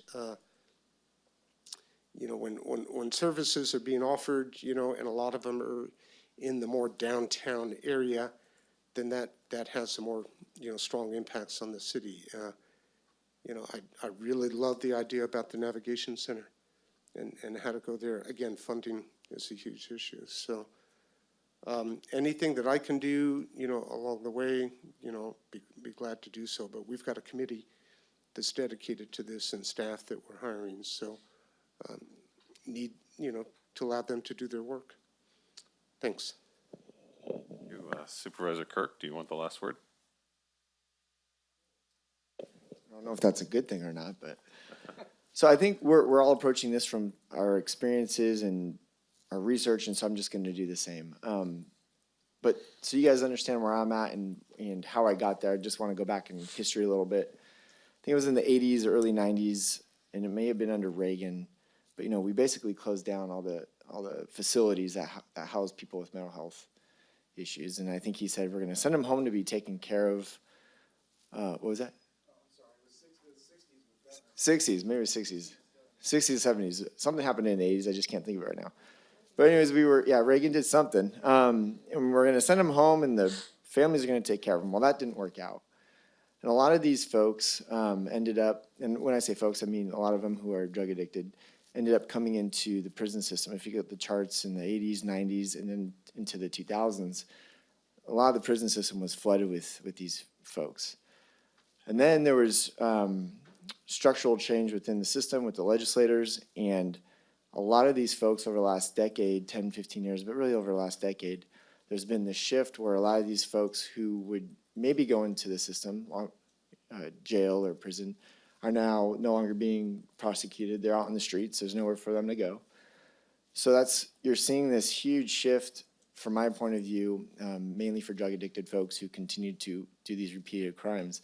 They're now on the streets. What's interesting, though, is like Sheriff Pulley kind of mentioned, law enforcement is starting to get engaged more in the last 5-10 years or so. But even in the prison system, we have put so much attention and focus on rehabilitation when it comes to these types of folks. We really have some really amazing programs to help change the brain chemistry. If you study folks who are drug addicted, it really takes about 2 years to alter the brain chemistry and you have to do full wraparound services, behavioral health, mental health. It's a super intense process. But what's interesting is as the system has recognized that and started to provide those services, there's no longer the population to provide those services to because most of them are on the streets. They're not coming in. And what's interesting about in the prison system is, if you're convicted and you come in, we have great ways to suggest or to motivate you to do treatment. Because guess what? If you do these programs, you're going to get out earlier. If you do these programs, you can go to fire camp or MCRP or ACP. So when an inmate comes in and drug addicted or doesn't want help but sees these incentives, he might start a program that he really would have never started. And what's really interesting is you go out to fire camp, you're going to get to fight fires, you get to be in the community, you get to be a hero, you get to eat steak and lobster. Like, you're not an inmate, you're a hero out there. And I've seen individuals come in who wanted to go down that path, but then they start these programs. In 6 months, 8 months, 9 months into the program, they want nothing to do with fire camp. They love the program so much because it's actually changing them, transforming them, it's giving them hope. It's the first time, and for some of them, 10, 20 years where they actually see hope. And then you get to see them graduate these programs 2 years later, and many of them will never return. And so why do I say that? Let me figure out why I said that, because I had it written down somewhere. Today, we have so many folks on the streets who I think we all have really good intentions, but if we don't have the right tools to treat them, we're going to be doing this in circles. And so when I look at the homeless situation, I kind of look at it as I'm all or nothing. If I can't give them a 2-year program like I'm seeing successful in other areas, if I can't do these wraparound services, it's really just, to me, it's a waste of time and I'm specifically talking about people who have drug addiction problems. I think like Mayor Hawkins said, we need to find areas where we can agree. I think one of the main areas I can agree where I could put money towards housing, because like Plummer said, he's concerned about making it a bright star here and attracting more folks, is women and children. If you told me right now that we were gonna build a facility that would only house homeless women and children, I'd get behind that 100%. If you're telling me that we're gonna house folks who are drug addicted, I'd say, show me the program and explain to me how it's gonna work, show me success, and tell me how you're gonna keep them in that program for a year or two, because he can walk away tomorrow. And so where I could agree on is, like I said, women with children, probably veterans. I think we owe it to our veterans. But, you know, in California, we have a multi-billion-dollar industry built around the homeless situation, and we're not solving it. It's getting worse. And so, you know, again, my experience is my review of data. That's where I could get behind families, children, veterans. And then I think, you know, we talk a little bit about, you know, the drug and the trauma. If you talk to our social services folks, if you talk to these people who go into the homes and who pull kids out for, you know, for these services, every single one of them, the main reason is because of substance abuse. And I think that's why I'm such a stickler on the cannabis thing, and why I've gotten in your business at the city level, is because coming from probation, coming from going into these homes, coming from what social services and all these areas that I've witnessed and that I speak with, for me, it's let's do everything we can to keep any sort of substance abuse out of a home. Let's not support that. And so that's why I've been so vocal on that. And I think you guys understand that, but you know, I'm just trying to tie it all in here. So, so yeah, the homeless thing, I'm going to be very opposed to anything unless you can show me it works. You got data to show it. And, but I would be willing to do anything for women and their children, even if the data didn't support, because I think we owe it to them and to those kids, folks who are drug addicted. Again, they could have the best intentions, but it's almost like if you can't hold on to them for 2 years, there's going to be maybe 1 out of 100 that's really going to go through the full process. But it's a slippery slope when you start throwing a lot of resources at those types of folks. So that's it. Thank you. I did want to have some time for public comment. If there's anybody from the community that would, and I'm guessing that the folks can direct their questions to the city or the county or both or in general. I guess we'll both open up public comment at this time. I don't know. Is there any requirement where we both need to open public comment, or? That's fine. So Okay. go ahead. How you've done it. All right, so public comment open. Is there anyone that would like to speak?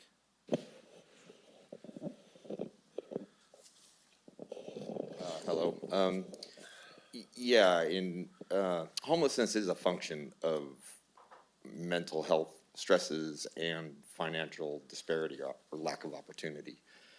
And it's not going to get better given the climate of not only this nation but the world as migration happens and things change. This is a great place for homeless people to show up for the excellent camping, but and I applaud our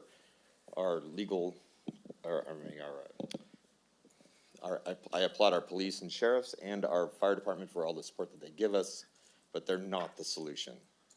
Again, I'm hearing a lot of great ideas around this table, and I applaud this collaboration, and I think that this is definitely a direction forward, and we need more people at that table, including law enforcement and mental health services, so that this can be addressed properly. As far as us attracting people to come into this community,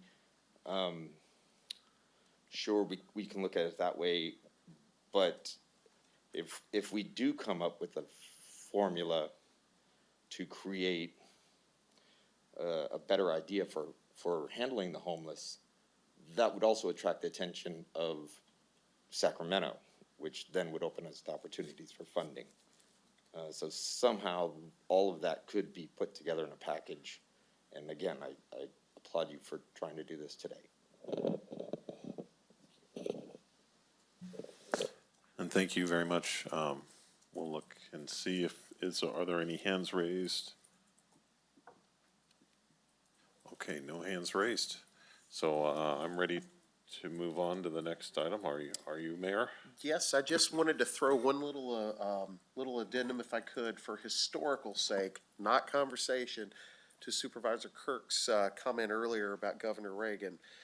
Looking into the history of it, it was a deal between Governor Reagan and the ACLU. And if you dig back into it, it's actually rather interesting how we got there. So, not trying to argue, I'm just saying that's kind of where it was left, so. Yeah. Yeah. So, anyway, that is all. And Robert, also, if you have any perspective you'd like to share, I know you've, been a administrator for a long time. What's, as an outsider, how do you view kind of this discussion that we're having now? Yeah, thank you, Mr. Chairman. I can tell you that I've just had the fortunate opportunity, either blessed or cursed, you can pick either one, of working on some homeless issues, which are very personal to me. And was involved just a little bit in some efforts in our county that, without going into detail, from our 14 Forward project to our navigation center, which is one of the first things that we had done. I've never seen an issue that's more polarizing amongst elected officials, more polarizing in the community, but also one that really enables local groups, from nonprofits to local government, forge some tremendous partnerships and actually get stuff done. And I think in our case, the kickoff was everybody coming around the table together. Became pretty evident early on, this was years ago, that we had the same sheet of music, but everybody was reading it just a little bit differently. And once everybody came together and we focused and took stock of what we had and what we didn't have, it was tremendous to see all that work. And like I always told my board, they paid me to have the best seat in the house. And it's pretty amazing to watch, from the cities to the county folks and others come together and do something pretty incredible. I'd be more than happy to share that. Again, I was able to be just lucky to be part of it over the years, but you're definitely headed down the right path, and having the discussion about it, involving all the partners, in particular law enforcement, but all of your points discussed this morning are spot on. All right, well, thank you. So I guess we've asked for public comments. I guess we're on to item number 4 then. Okay, do you want to introduce that item? Sure. So item number 4 is discussion on the Greenlee Road bypass. If it's okay with you, I'll call on our city administrator, and then we'll do the same thing over again. Absolutely. So were you planning to provide kind of some context on where it was? I was, the Greenlee Road, the reason why this is important to city and county interests is that it's a road that connects key transit routes in the city, but the area where the proposed extension exists in the county. Yes. And so for people at home that may not know that, that's why this is an issue of mutual interest. And so, Mayor Rose. Great. I just would say before I hand the mic over, it's about 11:15 now. I know the meeting was scheduled to go till about noon. And so we have this item to have some discussion with, and then of course transition into the resolution, if I'm not mistaken, and then also a short presentation. So be mindful of time. I think if we took 20, 25 minutes, give or take, that should set us just about perfect. Okay. So thank you. We've all got the warning that Mr. Bendorf's got the hook, and he's ready. He's not afraid to use it. And I don't foresee this one being as long as homelessness. That's just my opinion. Hopefully the council feels that way also. So I'm just going to give a brief context. of the Greenlee Road bypass extension, so the Board of Supervisors and the City Council can understand the priority from the city's perspective. So the Greenlee Road Extension project has actually been in a regional transportation plan since about 1975. And it has been there due to the traffic congestion on Washington Street. As we all know, Washington Street is actually Highway 49. It's a state highway through your downtown. There is plenty of oversized vehicles that continue down that road, as well as the main form of adjoining your county residents within the Jamestown Road racetrack area to your East Sonora area. So it is that main road function that allows county residents to move through downtown Sonora to your Eastern Sonora area. So again, it's been in existence on your regional transportation plan since 1975. It was adopted as a priority project in 1987 by the City Council, and they had a resolution that they adopted in 1987 to look at about 1.2 miles that would start almost right below the Pedro Y area on that 49 area, that it would extend through the Greenlee Basin over in that jurisdiction and then come out through Greenlee Road to once again join those areas of the county residents from the Columbia area to the eastern area. The City Council, through their goal-setting process, wanted to establish, once again, a prioritization of the Greenlee Road Extension Project. They adopted a resolution on May 3rd of this year, once again reestablishing that project as a priority. And also asking for the Transportation Council to look at it as a priority funding as well. And so that resolution was sent forward to the Transportation Council. So what the City Council would really like from the county's perspective is to collaborate with the city to allow for pressure on the Transportation Council to allow for funding for this project. We did budget $175,000 in our budget this fiscal year to allow for additional study of the Greenlee Road extension. Again, that project has been in existence since the 80s, that route.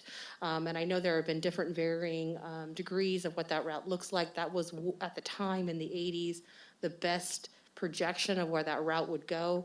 What the city is looking at is a way to finance a further study to look to see whether or not the benefits of the Greenlee Road bypass would once again look at, reduction in traffic congestion, reduced greenhouse emissions because of the less fuel and smoother traffic through downtown Sonora. As you know, we're going about 5 miles an hour through downtown Sonora, stop and go. And safer conditions for pedestrians through downtown Sonora. And then also hopefully better economic development with allowing for the tourists to have better parking and better traffic flow for our businesses through downtown Sonora. So those are the priorities that the City Council adopted in their resolution and are looking for the Board of Supervisors to be able to provide support through the Transportation Council for additional funding to allow for a further study of the Greenlee Road bypass project. Okay, so I'll turn it over to council members. If they don't want to speak, that's fine. If they do, that's great too. So I will start with Councilmember Garaventa.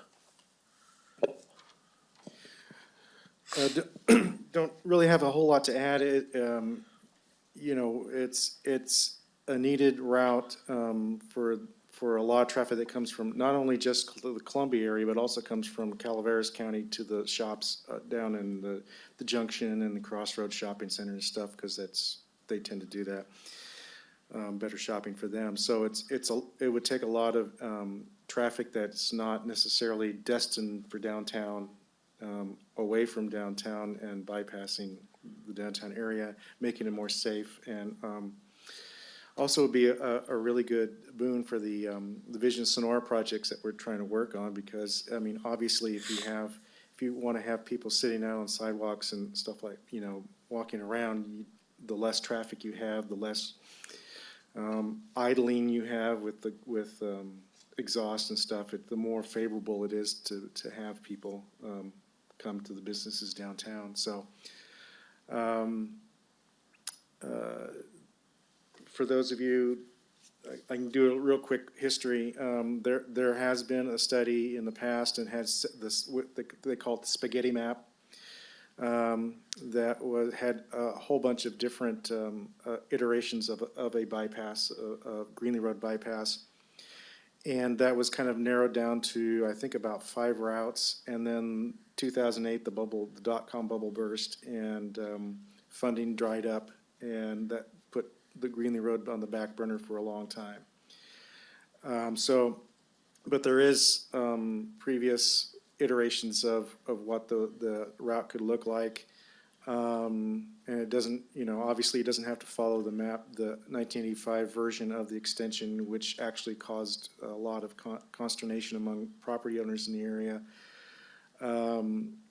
mainly because they were splitting properties as opposed to trying to get along boundaries of property lines and stuff like that. It was kind of more of a, from what I understand, was more of a heavy-handed approach to this is what the route's going to be. And I think working that, going through the process, continuing through the process, and working a proper route would be more beneficial in the long run, make it more effective. So that's all I have.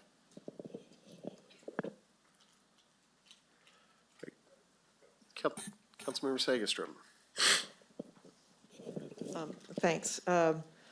I think in addition to the congestion in downtown Sonora, the increase in traffic has really impacted the neighborhoods. I live off of Lions Bald Mountain, and I see, people racing up my particular street over Oakside and Jackson, trying to avoid, it's a triangulation to avoid going through and hitting the Restano stoplight. And, I know the speed limit is 25, but, when you're in a neighborhood and you see somebody streaking past, I've always kind of wondered, what the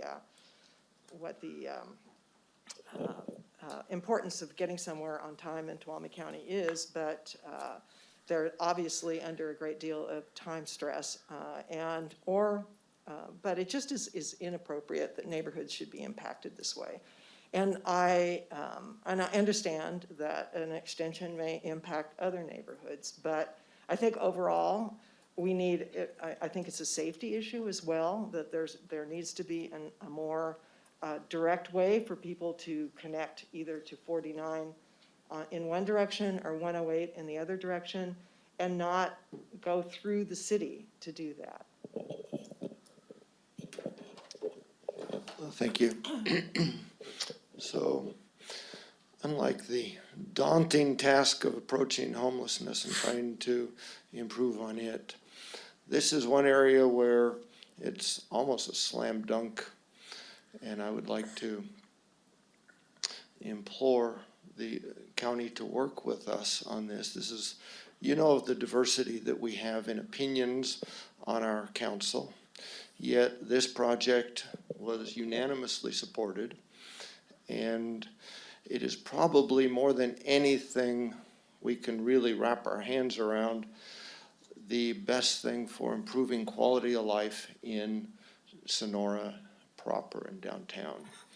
And so I just implore you to work with us and support it in any way you realistically can, because you are really the key to making Sonora downtown a better place. Thank you. Councilmember Such. The one thing that we haven't talked about with Greenlee Road that is an advantage is also, and I think we all saw this in the Washington fire, is that it provides a critical evacuation route. And also for my neighborhood, we've had 2 house fires on our hill, and with those house fires, everyone above that house was trapped.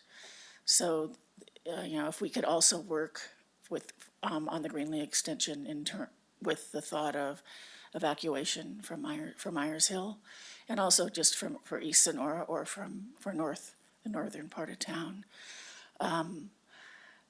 And also pay attention to how this will affect the Greenlee Road Basin, where our only hospital is and where our Sonora's Grammar School lies, and how it will affect traffic on that basin, because I actually do have some concerns about moving all the traffic from downtown to the Greenlee Basin. But otherwise, it has my support, even though it actually will devastate my neighborhood. Thank you, Councilmember Sutch. Obviously, we voted 5-0 in support. I know in the end, it's going to be an awful lot of work for the city of Sonora. I'm looking forward to, getting our hands dirty, getting this work going. All I would ask is just whatever the county can do to support us in this. I believe it'll positively affect just about everything. I too have some concerns about the effects on the neighborhood, and I look forward to trying to mitigate those best as possible, because I've heard it from a lot of residents of the city and some of the county that live in those areas. But I think this overall will positively affect the county.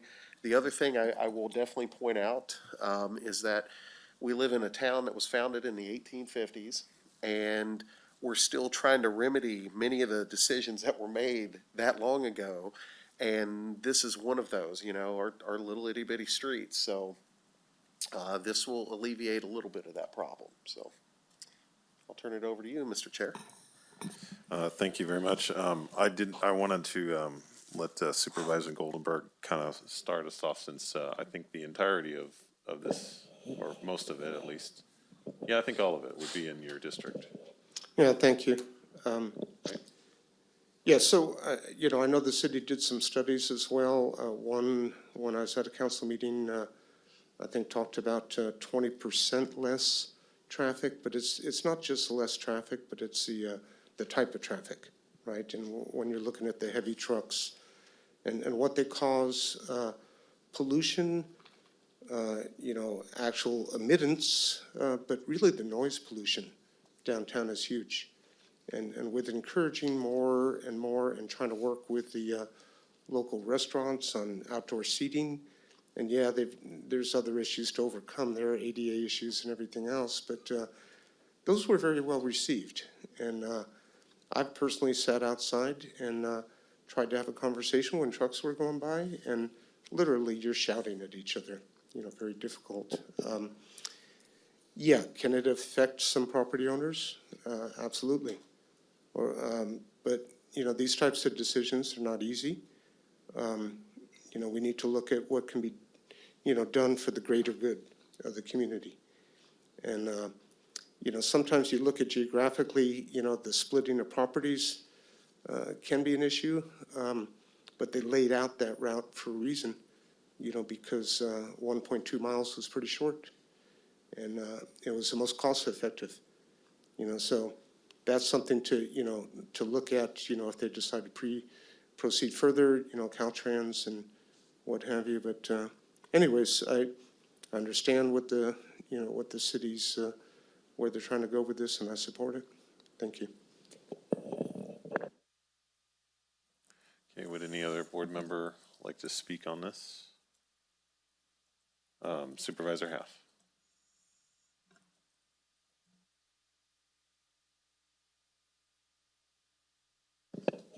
There we go. Supervisor Campbell and I are both on the TCTA committee, along with a couple of you on the city council. And we have discussed this. To me, it seems like it is a funding issue. We don't have enough funding to go around to do all the projects that we'd like to do. And this is the first time I've heard that the city has some set-aside money. Did you say $175,000 toward studying this maybe with new eyes? And I would love to join in with that. because I know there were conflicts on where this route was going to go, always conflicts. And I don't think we have the conflicts on our board or in our administration anymore that maybe were there before. And I would just like to see how we can work together along with TCTC to get everybody's needs met. So that's my comment. Supervisor Brandon?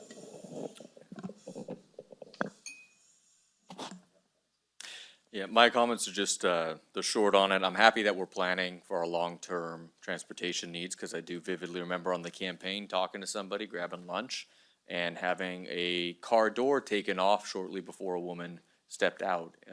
Somebody almost died in front of me downtown, and those trucks are very interruptive. This would be coming out, I think, near into my district there, and to move forward, see what the path is. I think I have Jerry's spaghetti map as well that he gave me on the campaign. I know a lot of work has gone into this by a lot of people. And towards that and trying to mitigate, I think, any potential concerns from the county side there, working with property owners to, as best as we can, figure out the wisest decision that also incorporates their needs of my district as well. So, thank you. I'll keep it short. I think Kathleen kind of answered my first question, which is what is the ask? So just in the future, I'd like to know, as this project develops, what is it that you guys are asking for as far as a partnership, and what does that look like? And then the only other thing is, as you guys all know, we represent our constituents. So I'm just curious how the business community, with the community around here, feels about the bypass, and if they support that plan moving forward. So that would be stuff that I'm interested in as this conversation develops. So. Yeah, and I think my fellow board members have kind of hit a lot of the points that I was going to raise, Supervisor Half in particular. The one, I think what Supervisor Half said about kind of the history of this, I think really rings true. And I was really eager to, I think, at least the symbolism of raising the issue of the Greenlee bypass is really significant, because this is one of those areas where there's a lot of baggage related to it. But I think, we have to recognize that baggage predates everyone on our board, everyone on the council. And so we have an opportunity to start fresh and move forward. And one of the things, just looking back at why the bypass, why we struggled with this, I think is, I think a lot of it was I think the county was driving the truck in a large part every time that this has been addressed in the past. So what I would kind of be looking for is if the city has a clear, consistent direction on how this would like to go, I think that would be a much more likely recipe for success than where it was in the past. The county was kind of taking that role, and of course, the county is making decisions that ultimately are going to affect the city.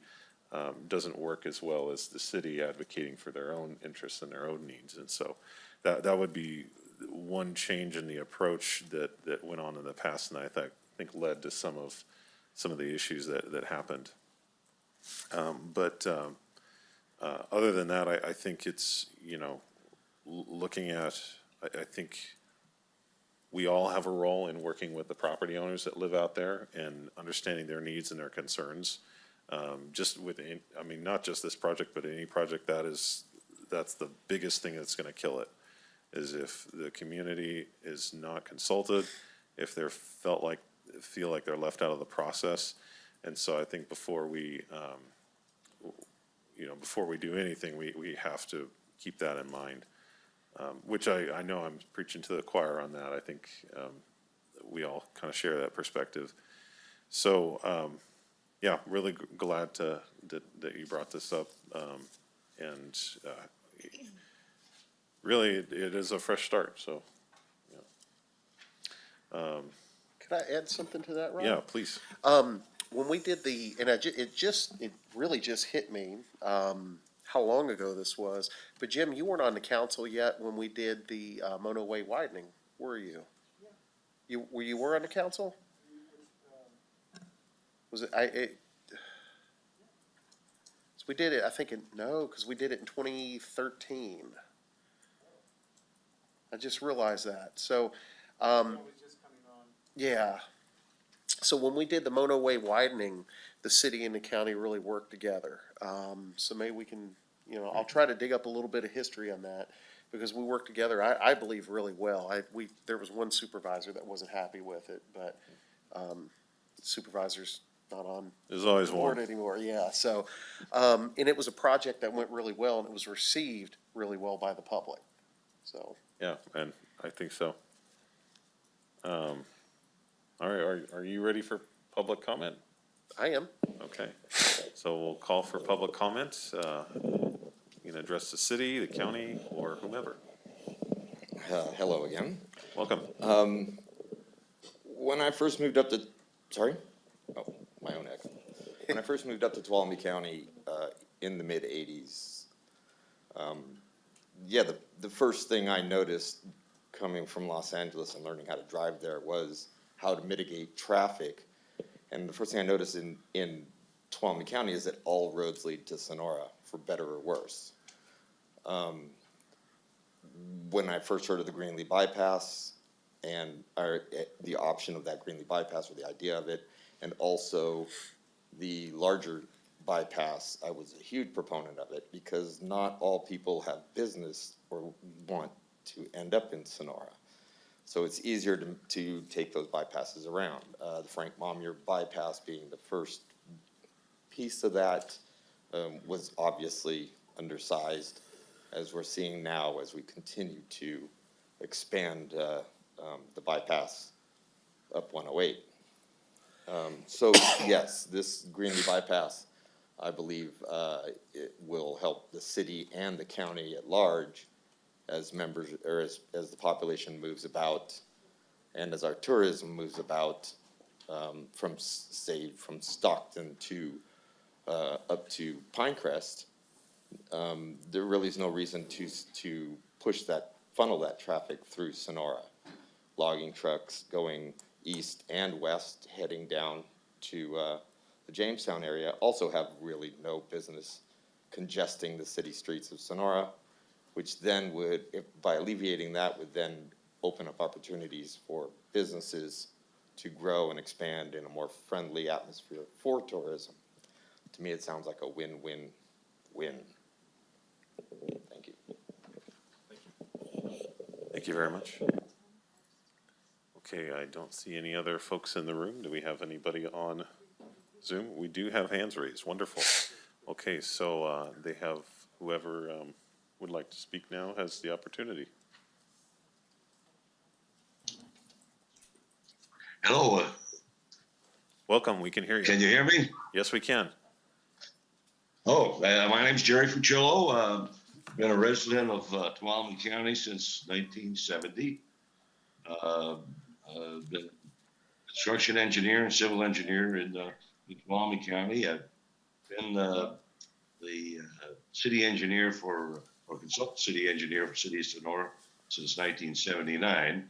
And I've been involved in the Greenlee Road extension from its beginning. And I'm a proponent of it. This is a county road on it, and one of the things that I've been noticing over the last 10 years is that the traffic on Washington Street, which is a state highway, coming into town, is the worst. It's the worst ever on it. You're at for a state highway, under any kind of a highway standard, you're looking at from a level of service. They rate things A to F, A being the best, F being at capacity. Washington Street, the state highway coming through the downtown area, is at level F. It's at capacity. And And so is the signal light there at, which is a Caltrans signal at Washington Street and Stockton Street going out of town is also state highway on it. And I think that, you know, the state should be very much involved with the bypass of their state highway. I mean, these were originally Washington Street, as well as Stockton Road, were originally city streets. They were adopted as state highways in the 1930s with a promise that, oh, someday we'll bypass you. Well, you've never been bypassed. What you're seeing right now is a lot of driver frustration coming through town and a spin off onto all the city streets that are parallel to it. Stewart Street, Lions Street, and then you're going to start seeing from afar a driver frustration, a lot more accidents of both vehicles and pedestrians, and it's going to continue. Now, there is a recent major study by Caltrans, or congested corridor study for Highway 49-108. And this has the potential to completely fund this from the Greenlee bypass. And the Greenlee bypass in this study is a very favored study. Hey, Jerry, I hate to interrupt. Yeah. Jerry, I hate to interrupt, but your time is up. I do apologize, but I believe there will be questions probably at a later time, especially by supervisors and I know members of council. Okay, well, I think that you ought to just keep on top of Caltrans on this congested corridor study. Excellent. To promote the Green Road extension. Jerry, thank you very much. All right, do we have any other hands raised? Okay, we do not, so we'll close public comment and move on to our final item of the day. Mr. Bendorf, do you want to? Yeah, so we just have a couple items left, Mr. Chairman, Mr. Mayor, and the first item up, I believe, is the resolution, Mr. Chairman, that you are going to present. Okay, so this is a joint resolution that we worked on between the city and the county. I really want to highlight the work in our office. Liz Peterson, who's in the back of the room, did to bring this together. Thank you, Liz. And I believe Mary Rose on city staff helped coordinate with. So do you have any thoughts, Mr. Mayor? No, just basically when we put our heads together and started working, and then we said, here's the idea, you know, staff literally took off with it. So again, Liz and Mary Rose, thank you.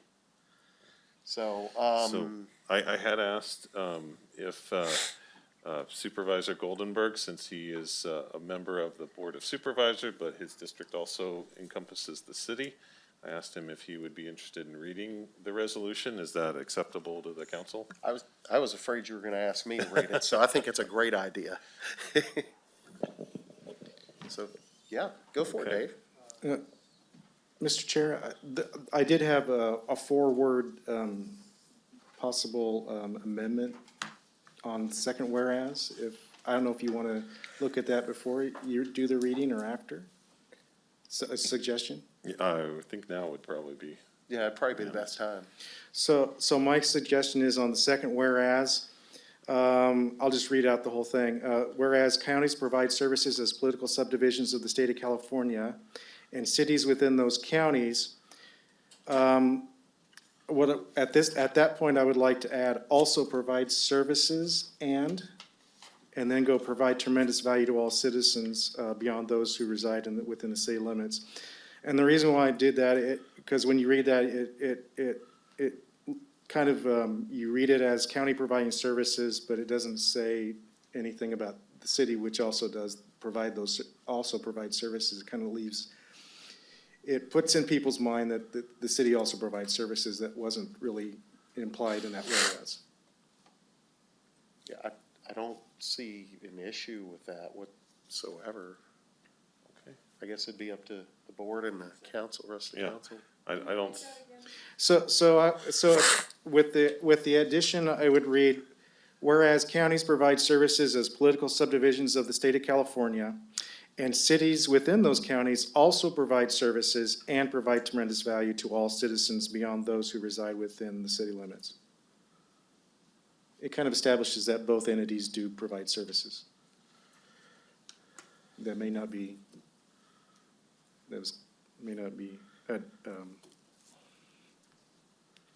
adhere or cogent to all the who read it. So if Supervisor Goldenberg, are you comfortable with that, including that change in your rendition? Okay. Shall we, would you like to? I could read it. Do you want to? I could read it. Okay.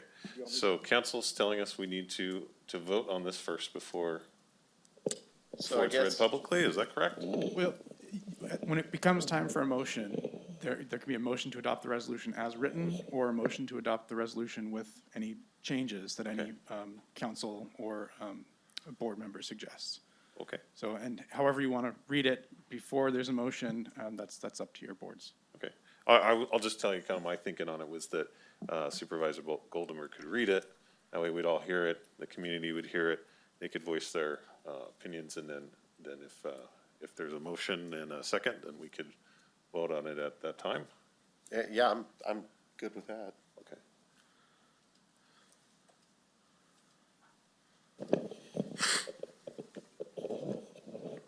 So I guess I just want to be clear whether to include that additional language or not.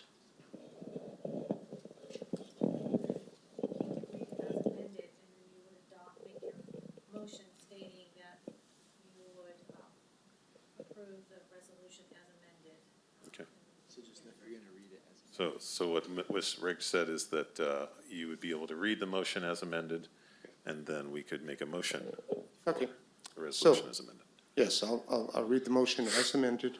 A joint resolution of the City Council of the City of Sonora and the Board of Supervisors of the County of Tuolumne. Whereas counties and cities are equally dedicated to creating safe and healthy communities that promote economic prosperity and enhance the quality of life for both citizens and visitors. And whereas counties provide services as political subdivisions of the state of California, and cities within those counties also provide services and provide tremendous value to all citizens beyond those who reside within the city limits. And whereas Sonora is the sole incorporated city in Tuolumne County, which also serves as the county seat. And whereas both jurisdictions have an established history, Tuolumne County was organized in 1850 as one of California's original 27 counties. And Sonora, California's 11th oldest city, was officially incorporated in 1851. And whereas the City of Sonora and the County of Tuolumne acknowledge their shared interests and commonality between the jurisdictions, and whereas it is the expectation of both residents and visitors that the City of Sonora and the County of Tuolumne prioritize partnership and collaboration whenever possible as an essential means to providing quality services for the public. Now therefore be it resolved that the City Council of the City of Sonora and the Board of Supervisors of the County of Tuolumne commit to continuing to build trust as partners with similar missions and values. Be it further resolved that the City Council of the City of Sonora and the Board of Supervisors of the County of Tuolumne commit to meet at least semi-annual meetings to inform each jurisdiction of important issues affecting the citizens of the city and the county, as well as to collaborate on issues where there is commonality and shared goals. Be it further resolved that the City Council of the City of Sonora and the Board of Supervisors of the County of Tuolumne commit to ongoing open communication between the two jurisdictions as the Council and the Board work towards a collective mission of creating safe and healthy communities that promote economic prosperity and enhance the quality of life for both citizens and visitors. And then it goes to the vote section. So I'm not sure, does that get read at this point?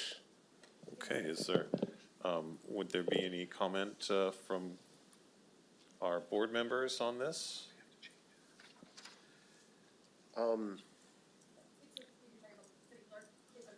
Yeah, okay.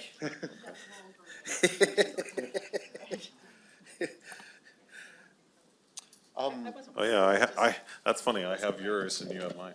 Oh, that's funny.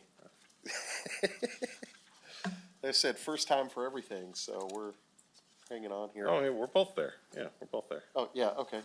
And then that's the board. That's great. So, yeah, it is a true joint resolution. So I guess I'll ask, since you kind of passed the torch to me, are there any, other than Jim, and did you want to say anything else, Jim? Okay. Are there any other council member comments on this particular resolution? Okay. Sometimes I tend to leave you out, Ann. That's why I focus on you.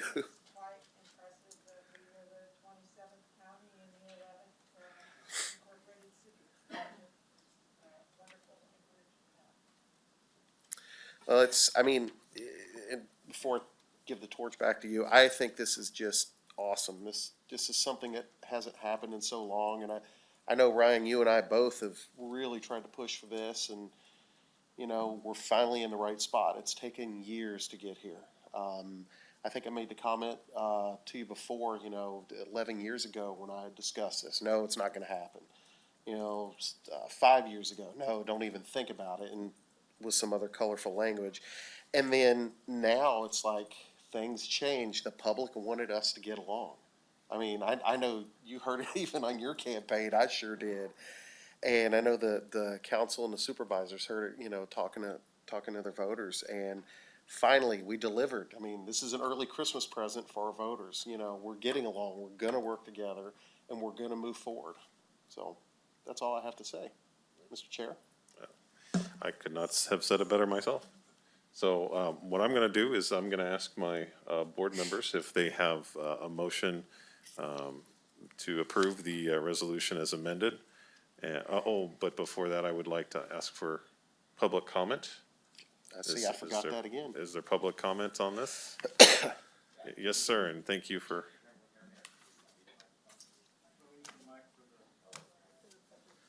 Sir, I don't know who you are, but I appreciate you being here. Thank you, Mayor. My name is Joe Machado, for those of you that don't know who I am. And whereas the City of Sonora is not a dependent of Tuolumne County, but is an asset, then I agree not only with the amendment, but with this resolution. And I once again applaud you for the progress. Thank you. Are there hands raised on Zoom? Okay. All right, we will bring it back to the board. I'll ask if there's a motion to approve the resolution. So I think what we'll do, and I'll check with Cody, we'll vote on it as a board, and then I'll turn it over to the council to vote on it as a council. So we'll kind of do it separately. Is there a motion and a second? Is this coming through? Okay, yeah, okay. Mr. Chair, I'd like to make a motion to approve Joint Resolution 127-21, committing to future collaboration between the County of Sonora, County of Tuolumne, and City of Sonora. I'll second. And that motion does not include the amendment, to be clear. No, it does include the amended motion, I'm sorry. Thank you. Second that. Okay. I'm sorry, was that a second on the amended motion? I will second the amended motion. Okay, so we have a motion to approve the resolution as amended, and by Supervisor Goldenberg, a second by Supervisor Brandon. I will call for the vote. All those in favor, please say aye. Aye. Any opposed? Okay, motion passes 5-0. Thank you very much. Okay. Mr. Mayor?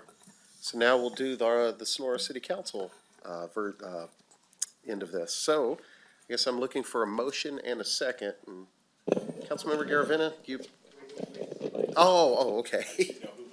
Yeah. So, yes, I'd like to move on adopting joint resolution 127-21 with my four-word amendment to the second whereas, committing to further, well, no. That's also 4 words, so let me start over. Move to adopt joint resolution 127-21, committing to further collaboration and including the forward amendment to the second whereas that I stated earlier. So it looks like we have a motion by Councilmember Garaventa and a second by Mayor Pro Tem Plummer. Okay, so I will ask for the vote. All those in favor say aye. Aye. Any noes? Any abstentions? Passes 5-0. Excuse me, before we move on to whatever this last little part is, I would like us all to join in the circle and join hands and do the hoo-yah. Can we do that? So, You know what I'm talking about? Can we do that? before that, I did have one thing extra. So if the city council is completed with their vote, Yes. okay. I wanted to present to you the mayor of the city of Sonora challenge coin. These come to us from CSAC, and it's in recognition of leadership. And so I'll just read what this is about. It says, "For your service to California through the pressure of uncertainty, you were a steadfast light in the darkness, showcasing leadership, dedication, and professionalism during crisis. Thank you for all that you've done and continue to do." And so that is for you. Wow, what an honor. Thank you. Thank you. I'm I'm a little blown away right now, so thank you.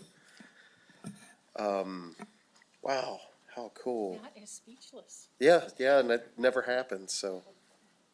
Thank you, Thank Mr. you. Chair. That really means the world to me. Okay. Yeah, I mean, it's true. I mean, we've been through a lot together Yes, just in the we past year, so. I have one request, Mr. Chairman, if I may. I'd like to get everybody to stand up, and maybe the folks sitting on the outside, I'll just flare out a little bit. The ones on the outside. Would you like us to come up in front here? Maybe? Get us in a little closer? Unless you want people to see what's at the coffee and drink or anything. I think that's good.